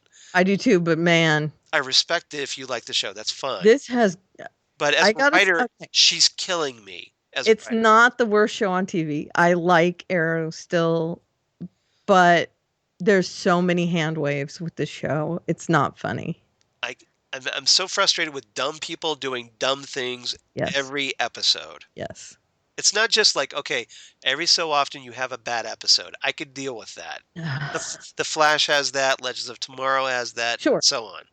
Right. But Arrow, it's like every episode is fairly dumb. If you go back through our grades, especially toward like the last half of this season. It's always the lowest grade. We used to do 8s and like 8.5s and 9s for this show. Mm-hmm. And now we're doing, 6s and 7s. Yeah, it's pretty bad.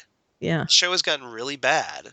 I agree. And I think it's really Wendy Miracle's fault because the show started going downhill when she started with season 3. Well, in this one point, at least, I feel like she just went, like they said, well, where are the missiles going to go? Oh, they won't care about that. Yeah, I feel like that had to be what they said, right? Or they were so clueless, like they rushed like they weren't really thinking when they did this. You would think there would be a table read and somebody would bring up, okay, where'd the missiles go? Someone had to say that, right? Someone had to say that. Apparently not. I'm speechless when it came to this. That's why I said you would think the actors would be like, why they're smart, right? Sense? Right? Stephen Amell, why are you not stepping up and saying something about this? Right. Or are you just privately doing it behind the scenes? Yeah. Come on. We deserve better. We've had better on this show. Seasons 1 and 2 were so much better compared to what we're getting. Yeah, this show, it needs to get back on track. I want to be optimistic about it. I want to like Arrow. I really do. And we seriously need to ditch the flashbacks. Yes.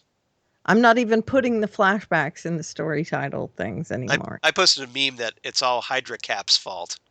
Yeah. Let's do that.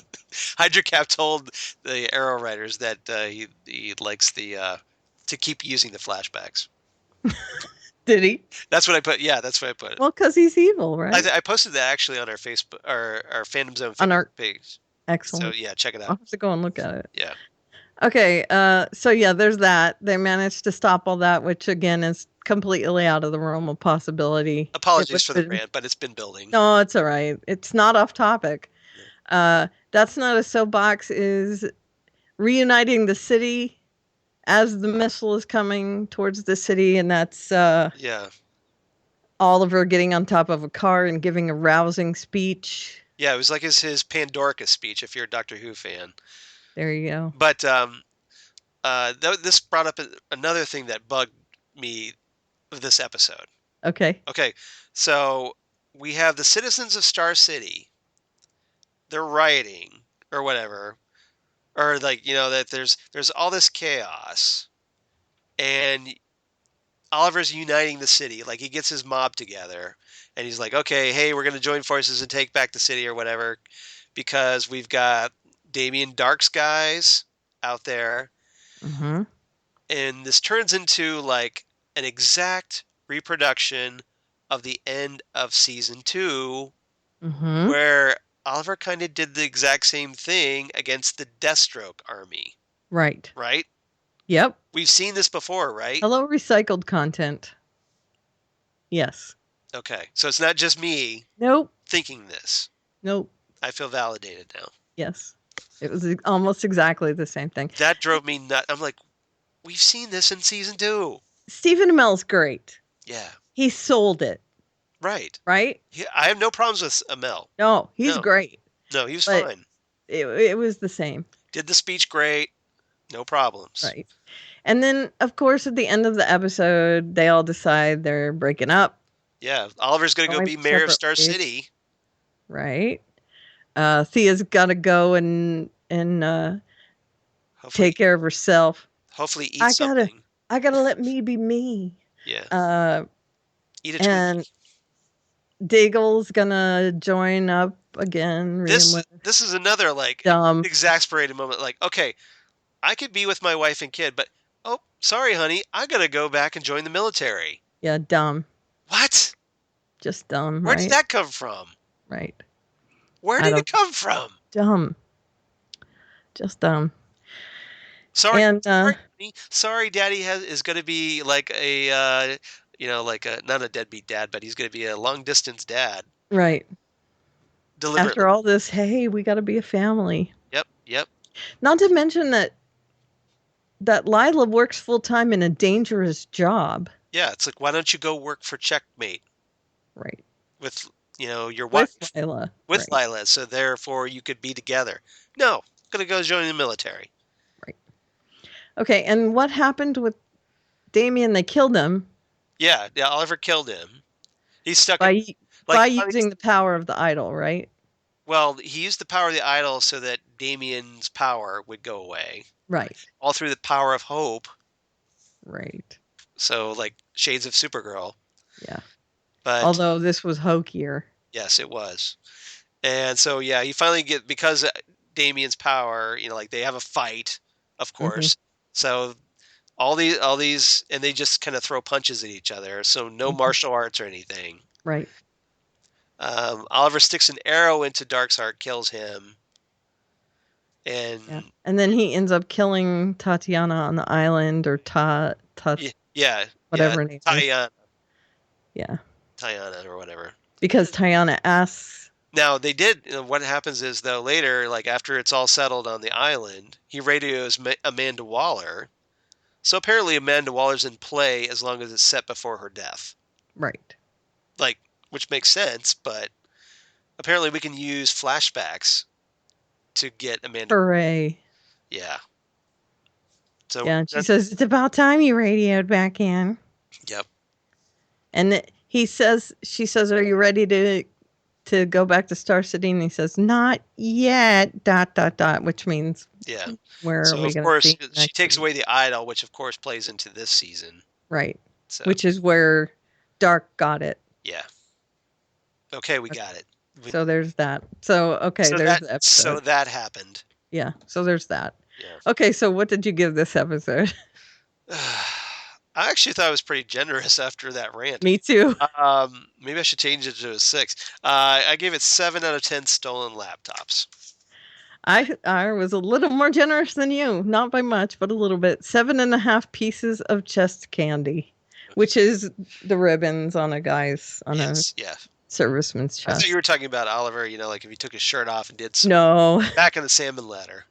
no. Although he's good there, but That would be chest candy for a lot of people, I'm sure. sure. Okay. Yeah, that's what I thought. But no, I was talking about Diggle's uniform. Okay. Okay, so Daredevil 212 and 213. We're going to do them separately, though, real quick. Yeah, real quick. Daredevil 212, The Dark at the End of the Tunnel. Sorry, that rant was a little long. Yes. Written by Lauren Schmidt-Hissrich and Douglas Petrie. Okay. Directed by Euros Lyn, who is notable to Doctor Who fans like myself, of course, because he directed The End of the World, The Unquiet Dead, a little episode by the name of The Girl in the Fireplace, which is, yep, Silence in the Library, Ooh, and David Tennant's final story, The End of Time. nice. So yeah, Euros Lyn kind of a big deal in the Doctor Who universe. Now playing in the Marvel Netflix universe. Excellent. Yeah. Okay. And my story titles, and these both have bonus stories, real quick. Right. A story, Forging Through to the Blacksmith. Get it, forging. Got it. B story, Bated Breaths. Okay. C story, The Night Sky. Right. Bonus, Getting Handsy. He Looked Better on The Walking Dead. Yeah. Stay Dead Already. Okay. Okay. Forging Through to the Blacksmith. They find out who the blacksmith is. Karen finds out first. Karen. Yeah. Karen. I'm not going to play it because you always say it's too soft. I like it though. Do you? I do. There you go. All right. Okay. So Karen finds out who it is, and it is his commanding officer who testified for him. Yeah, Clancy Brown. Played by the inimitable Clancy Brown, whom I love. Yeah. Yep. Flash, Sleepy Hollow, Highlander, Carnival. Buckaroo Banzai. Okay. I hate Buckaroo Banzai, but I love Buckaroo Banzai. okay. Overruled. This is where we diverge paths. Civil War. the meme. You're Hydra, then, because Buckaroo Banzai is evil. No. My Captain America is good and is not a Nazi written in a lame premise storyline. Okay. Screw you, Nick Spencer and Tom Vort. Yeah, Chris Evans is not happy about that, is he? Shouldn't be. He came out and said, I'm not happy about it. A lot of people are happy about that. She sees that picture of the guy, I guess it was the John Doe, the cop. Yeah. That was dead in the park. Right. And figures out that he was the blacksmith and dealing heroin and all that stuff. Yep. So that also means that he killed Castle's family in the park. It was always the old colonel. And because he apparently was upset that Castle killed this protege of his or whatever. Right. Yeah. So. Right. That was a bit of a surprise. Yep. And he takes her hostage. Right. Because he has no idea what to do. And brings him to a shack in the woods or whatever. That's right. So they're driving and they're driving and they're driving. And what happens? Well, hey, the car meets with a slight accident. It does. Because guess who's out there? That's right. It's Frank Castle. It's Frank. It's TV's Frank. It is. TV's Frank Castle. Yep. And that's a Mystery Science Theater reference for those of you. Yeah, that's right. TV's Frank. He takes him out. and you see this like path into the woods Right. where he's dragged him, and Karen is saying, J. Oh, sorry. "Nice, Wrong woods. yeah." What is that? Friday the 13th. Friday the 13th. Yeah. So he's dragged him out into the woods, and Karen tries to talk him down and says, "No, we need to get justice. Yep. This is not justice. This is vengeance, not justice." That's what And I'm he all is- about, baby. Right. And he, Punisher is not about justice so Yeah. much as, I'm not Like a- I'm not the scales of justice. I'm the Right. Punisher. that's right. Got it? You got it? Right. So, yeah, she says, we're done if you do what you're planning on doing. And he says, okay, we're done then. Okie doke. Yep. Whatever you say. Blam. Right. And he kills him. And, Yep. Now after he kills the Colonel though, Frank ends up finding his secret stash. yep. That's- Rat-a-tat-tats. Yeah, it's like, oh, you brought me all these nice supplies I can use. Yep. And of course they're all on the down low because the dude was a criminal. Mhm. So now the Punisher has his arsenal and Yeah, it's like, well, this is my great little starting point. yep, a weapon. starter kit. A starter kit for the being the Punisher. Exactly. The Punisher starter kit. It comes in like a little sealed box, and you just take out all the guns and lay them out. And he And goes that's probably back going to to be our Phil Parrish meme. You know this, right? that would be awesome. The Punisher starting. The kit. Punisher starter kit. There you go, Phil. It has to be in Doing all your homework for you. like one of those Star Wars figures Yes. packages, like a bubble package. Oh, okay, got it. Yeah. So like with a bunch of those little plastic guns. Yeah. So, I'm getting a picture of all those little plastic guns being pulled out and placed on a table. Yep. So he goes back to his house. He's visited his house a couple times in this episode to look at pictures and Right. all kinds of things. And he goes back and he breaks. Okay, first of all, Yep. he gets a T-shirt and he spray paints it, and we don't see what he does, but of course we all know what he spray paints on it, right? Well, he spray paints it over his body armor, Right? which of course looks kind of like a skull. Right. So he's got his yep, he got his Punisher skull. right. Oh, that's in the next episode, though. Yeah, you kind of led into that. I'm sorry about that. That's Okay, so he kills the blacksmith. Sorry. Yeah, we kind of dovetail. I was like, all right, I rolled. with it. Okay, so now we have Stick, Yes. and Stick is training. Scott Glenn, who's always awesome as Stick. Yeah, I he's love training- I love him as Stick. I really do. me too. He's a good Stick. Yes. He looks kind of like Stick in the comic books too, doesn't he? He does. Yeah. He's as perfect a Stick as I could hope for. You need to do this to his hair, Yeah. and then he'd be Stick essentially. yeah, The Stick has that. If he really had longer hair and it was all Right. crazy, right, he'd be perfect. But Right. yeah, but he is pretty perfect now. he's pretty as he close. is. He's good as is. So throughout this episode, we see him training a young girl Yeah, young in a dojo, along with another trainer who's Yep. training a boy. Mm-hmm. And the girl turns out to be Elektra. Right. And Good little actress playing she was so young good. Elektra. Yeah, Because she even had like that British accent. the same accent. Yeah, Yeah.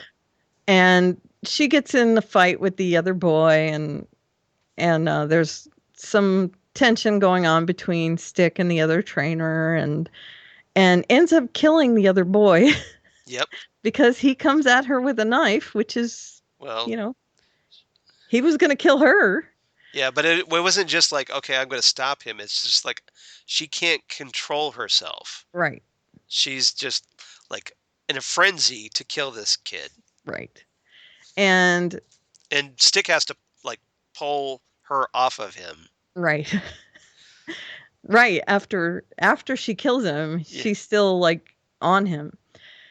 So Stick is kind of apologizing for it. but he says, yes, I'll take care of it to the other trainer. Right. And in taking care of it means killing the other trainer and running off with Elektra. Well, because the other trainer, because the other trainer's like, we need to do something about her.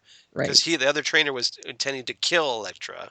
Right. So Stick kills that guy first and is like, okay, you're coming with me. We need to go. Yeah. Yeah. So then he kind of dumps her off on like who I have to presume are the Nachios family. Right.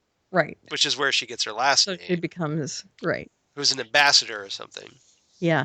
And that's the way to keep her from getting killed, taken, whatever, because she is the Black Sky, right? Right. Yeah, we find out Nobu drops that little bombshell. Yeah. That, oh, by the way, guess what? That Black Sky that is apparently supposed to be really bad. Well, guess what? It's Elektra. Right. And that's why she was in such a frenzy, because she's kind of a killing machine. Yeah. And so the Hand is all about getting her and bringing her to their side. Right. Yeah, because what do they want more than a killing machine? Nothing. Right. So, and that's what they were keeping that canopic jar for. Yep. To put her in and to keep her alive with all the blood and all that stuff. So yeah, we find out that she was. That also dovetails into the final season finale.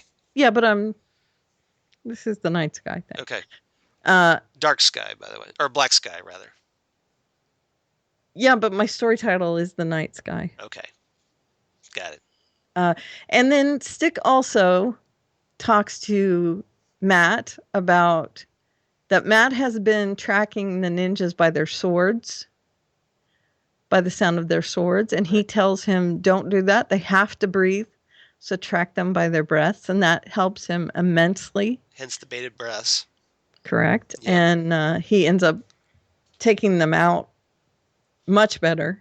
Yes. With that. So the training coming in handy yet again. Yes. From Stick. Getting handsy again is just the Hand is all over the place. Ninjas everywhere in these 2 episodes. Big time. Ninjas everywhere. Right. as Lightyear would say. Right. One of the things that bugs me about these last 2 episodes is, why does Karen think, and why does the editor think, that she's all of a sudden a reporter? Maybe he likes the way her passion and that she's investigative. And he also needs a replacement for Ben, who's now dead. Sure, but what if she can't write? That's a good... Well, remember he said, we can, edit? Edit. Yeah, that's why you have an editor. So I don't know, but yeah, I was kind of surprised by that too. It's like, she's just sitting there in front of a dead screen. Yeah, she's like, I'm not really a writer, but... Yeah, so there's a lot of her sitting in front of a blank screen. Oh, well, hey, it's writing. Anybody could do it. Sure. It's like, it's no big deal, right? You and I both have some experience with that. It's not easy. Yeah, the writers get a lot of crap because it's just writing. Anybody can write. No, it's not. No, anybody. Watch Arrow season 4. No, but not anybody. Right. Right. So there. Right, Wendy. Wendy Miracle cannot write. Right. And then Stay Dead Already is Nobu, who ends up taking quite a beating and yet still gets up. He takes a licking and keeps on ticking. That's right. Just like an old Energizer battery. Right. So, yeah, by the end of the episode, he's still alive, but, why is he still alive? Dead. He just keeps getting killed over and over, but yet I'm not dead. And that's it. Okay, so did I miss anything big with that one? No, not really. Okay, so what did you give this episode? I gave this one 9 out of 10 secret stashes for a spin-off series. Mm-hmm. Nice alliteration. I give it 9 plot twists. Yeah. Yeah, because the blacksmith plot twist. What a twist. The Black Sky plot twist. Yep. And, what a twist. That's right. What a twist. What a twist. Okay, so Daredevil 213, A Cold Day in Hell's Kitchen, which was the season 2 finale. Yep, written by Douglas Petrie and Marco Ramirez, showrunners, directed by Peter Hoare. Very nice. Thank you. All right, so I have A story, Signature Style. Mm-hmm. B story, Bait and Switch. Right. C story, Broken Promises. Ooh. My bonus stories are Ho Garth. Ho Garth. Party on Garth. Party on Wayne. Party on Wayne. Take 3. Okay, really, Stay Dead Already. Okay. And then Or Not. Right. And that's 2 different people, obviously. Yes, it is. Okay, so Signature Style is referring to the fact that finally, after 2 seasons of Daredevil, Right. everyone is getting their signature style. Yes. And signature 3 weaponry. Right. 3 different characters Right. got full outfits in this episode. We got the Punisher Yep. with his t-shirt and body armor and armory. Right. We get Daredevil with, he already had his outfit, but now he gets his baton. Billy Club. Yes. Yeah.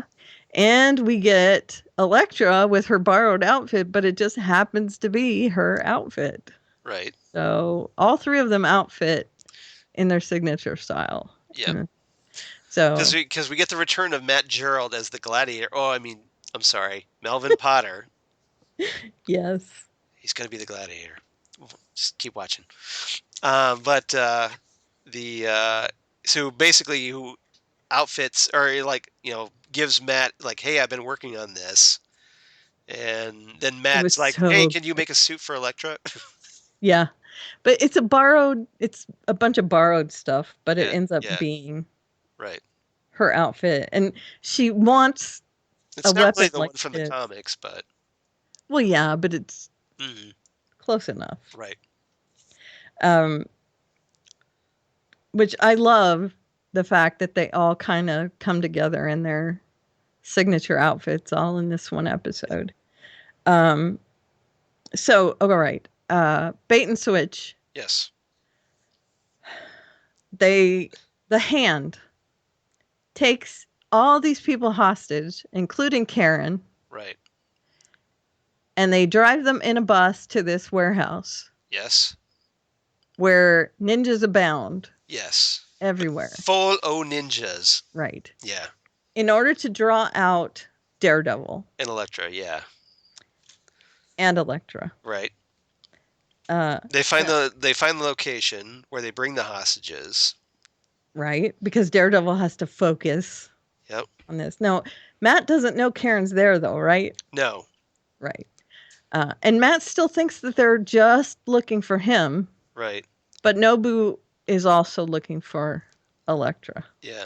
Okay. Well, apparently, like, Matt and Elektra are like, they feel like they're in an old movie where it's like, okay, it's a suicide run. We're going to go in there. We know the odds are against us. Right. But, we're going to give it our best shot. So they decide they're going to go in and rescue, at least get the people out. Yes. Which they do first right off the bat. They get the people out. And I'm pretty sure that's what the ninjas were going to do anyway. Just let them go. They're inconsequential. We wanted these 2. So it's not worth it to take them out. Just let them go. Right. And it was pretty smart thinking on Karen's part to have the guy with the anklet, the tracking bracelet, have him turn his tracking bracelet back on. Although it almost got his foot cut off. The police got there and ended up getting a couple of policemen taken out. Yeah. But then it also ended up pulling in a bunch of other policemen, including our favorite policeman. Right. And they were there waiting. Yeah, so the cops are obviously out of their league with the Hand. Big time. But it also made it so that it went out on the wire and Frank heard about it. Right. Which meant that Frank could show up on the roof across the way. Now, before that happened, though, there was like this moment where Daredevil and Elektra kind of take a pause. Yes, I was going to talk about that. Okay, all right. Well, So they're working their way up to the roof, which is where all the ninjas are waiting for them, and they're thinking at this point that they're not going to make it out. But Matt says if we do make it out, we should run away together. Wherever you go, I should go, because this is the only me I can be. I have to be this. right. I guess he's thinking he's going to be a crime fighter. That's the only me he can be. And so wherever she goes, he's going to go. But really, I guess they're pretty much thinking they're going to end up dead anyway, right? Yeah. So it's just like, okay, on the off chance that we actually do survive this, Let's run away let's together. run away together. Yeah, let's just disappear. So they make this promise to each other, and Yeah. Okay. Yada So- yada blah blah blah. Right. There's- So they end up on the roof with all these ninjas. There's a lot of fighting. Yep. A lot. Stick shows up there. Nobu shows up there. There's lots of epic fighting. Yeah. Nobu goes to kill Daredevil, Mm-hmm. but then And Elektra yeah. stops that from happening by sacrificing herself. Yeah, she saves Matt's life, but at the expense of her own. That's right. And so, therefore, the Black Sky is taken off the board. That's right. And Matt goes nutso and ends up taking out Yeah. anyone he can. So, like, Nobu and Matt decide to have their little, like... Right. Big time duel. And Finish him. finish him. Right. And he throws Nobu off the roof, which again doesn't kill him. Well, that was kind of hilarious, though. Right. Because, yeah, he takes this big plunge, Right. and then, Doesn't okay, kill him. He starts waking up. he gets off, but then...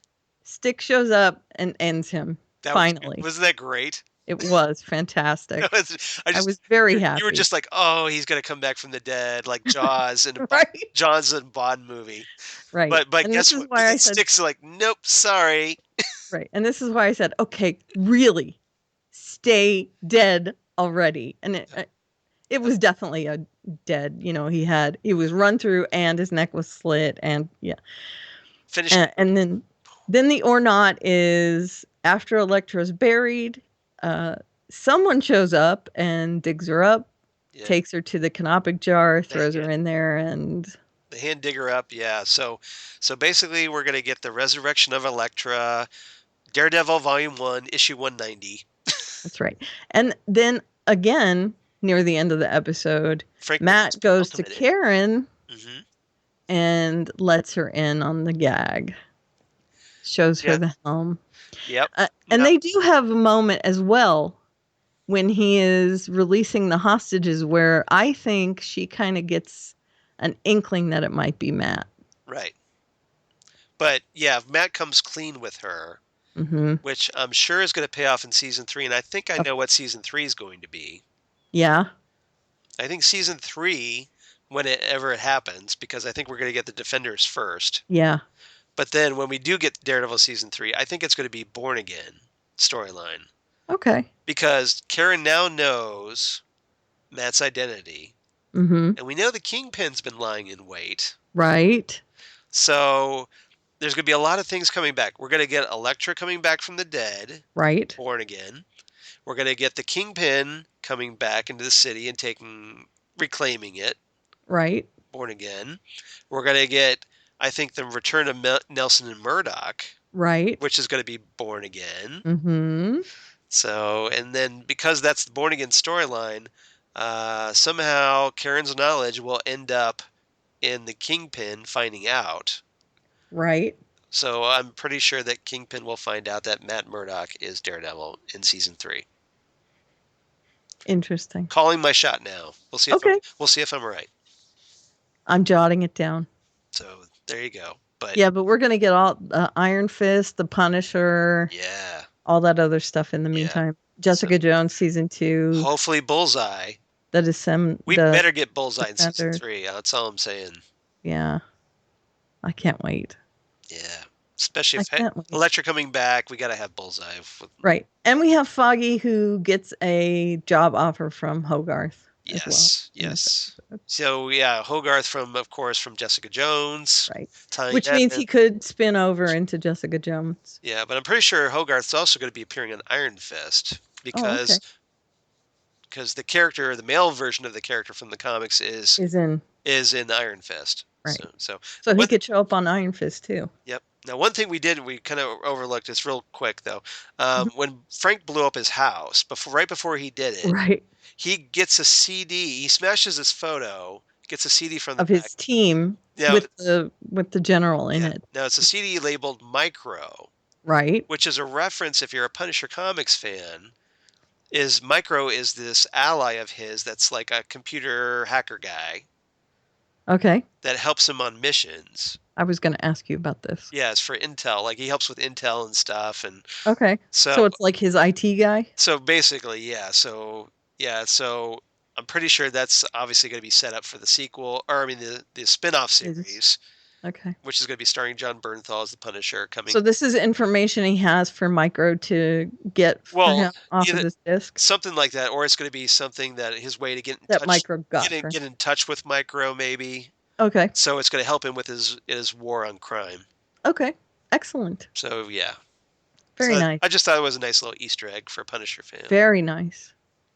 I was wondering about that. Yep. So Now you know. I haven't read a lot of And Punisher knowing stuff. is half the battle. G.I. Joe. I do wish I had that. Yeah, that's a great one. I have this. Phrasing. Never gets old. All right. Okay, so what is our grade? My rating is 9 out of 10 spiffy new billy clubs. Yeah. I Because gave it a 9 awesome. too. How great was it to see him like shoot that little cable out of the belly Oh, club? Like Loved like it. the comics. I was just like, yes. Yeah. He's Daredevil now. I love that. I felt like something was missing with him. Yeah, I know. it was And just it was that- that. That. Yeah. Yep. I gave it 9 as well. 9 tracking anklets. Right. Very cool. Yep. And we do have a feedback. It is feedback I shall read Okay. from Justina. Hi, Karen and Charles. Hi, Justina. Hi, Justine. First, I would like to thank you for both for covering so many awesome comic book shows this fall and winter. Thank you. Can't wait to see what the summer brings. Flash gets a 10 for sure. 10 Cage superheroes. Karen gets big points for calling the man in the iron mask correctly. You do too. You called it too. Yep. Thank you. That was awesome special effects. I worry so much about the timeline. Iris says she will wait for Barry, but now I worry Iris will not know who Barry is in the current amended timeline. Exactly. Yep. But I wonder if Barry saved both his parents. That's the question, Okay. isn't it, Justina? Yes, it is. Arrow gets 9 out of 10 newly minted mayors. I have to deduct a point for team members going to find themselves. I love that Oliver was a beacon of hope and Laurel served to inspire the team. And of course, my Olicity heart loves that Felicity said she would never leave Oliver. Have a super week, and thanks for all you both do, Justina. Yeah, I think that's an interesting point because I think that was Wendy Miracle twisting the knife between us, or twisting the knife at the fans by like having Felicity say, I'm not going anywhere." Yeah, It's I like, think so screw too. you. right. I know you hate her, but Yeah. To those that aren't so we get rid of shippers, everybody right? else, but we're gonna keep her. So then, Right. yeah, Right. yeah. So she's trolling the fans. Trolling the non-shippers, as it Yeah, were. yeah, pretty much. Yeah. So Justina was happy with it, which I'm glad because Yeah, I somebody. like that someone is at least. Yeah, yeah. I know. I wish I was with her. Me too. I want to be. And- I want to be like Justina. I don't mind that storyline if they balanced it with all the other parts being good too. Yeah. You know what I mean? Yeah, I'm sorry, Justina, if we're jaded, but Yeah, it's true.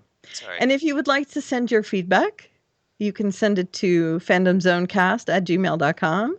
And you can go on our Facebook page at facebook.com/fandomzonepodcast.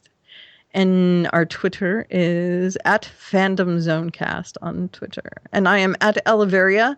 And in my bio, there's a link to my blog where you can find all my other links. And you are? Excellent. Of course, at Charles Skaggs on the Twitter, at Charles Skaggs on the Instagram, Google Plus for all you crazy kids on the Google Plus, and Facebook, of course, and my blog of geeky things, Damn Good Coffee and Hots. where I talk about all these comic book shows and more, and plus a lot of movie reviews. Mhm. X-Men Apocalypse review coming soon. Yeah. Have you seen it yet? I saw it last night. Oh, very nice. Yeah, actually better than the reviews are saying. Good. So it's definitely go out and see it. I don't think it's the best one. Do you want ants? Because that's how you get ants. Exactly. Sorry, I don't know why I did that. Yeah. Now, If we're doing Captain America: Civil War, which has Ant-Man, that would make more sense. See? But It would. Yeah, it would. Okay. So, quick reminder though. Going on vacation. Oh, right. For a week. So, no Phantom Zone next week. Correct. But we will be back in 2 weeks. Mm-hmm. And this works out because there's a lot of things not on. Right. Because of the Memorial Day week. So we're going to be back. So we will be back with the second episode of Preacher, the debut episode of Outcast on Cinemax, which I watched the first episode. Yeah, me too. So Good. So we're going to have a lot to talk about that one. Yeah. And maybe Powers, depending. Maybe, depending. To see how we like the first episode. Right. But we're going to at least get back to 2. So because we're down to just a few shows now, we can actually talk about them in a little more depth and detail. Correct. So. And you won't get so antsy. Well, we are kind of running late. So. I know we are. So I'm going to shut up. Look, it's not my fault. You talked a lot. I did. Okay. I tried to keep us on course. You did a good job. It was. I apologize for the rant. No worries. So. All right, so that's it for us this week, and we're off next week, as you said. So we will see you back in 2 weeks, everybody. Yep. Everybody enjoy the holiday. Have a good time. That's right. Have some ribs on the Barbie for us. Yeah. And I'm expecting the Punisher Armory from you, Philip. So there's that. And we'll see you next time. See you in the Phantom Zone. We'll be back.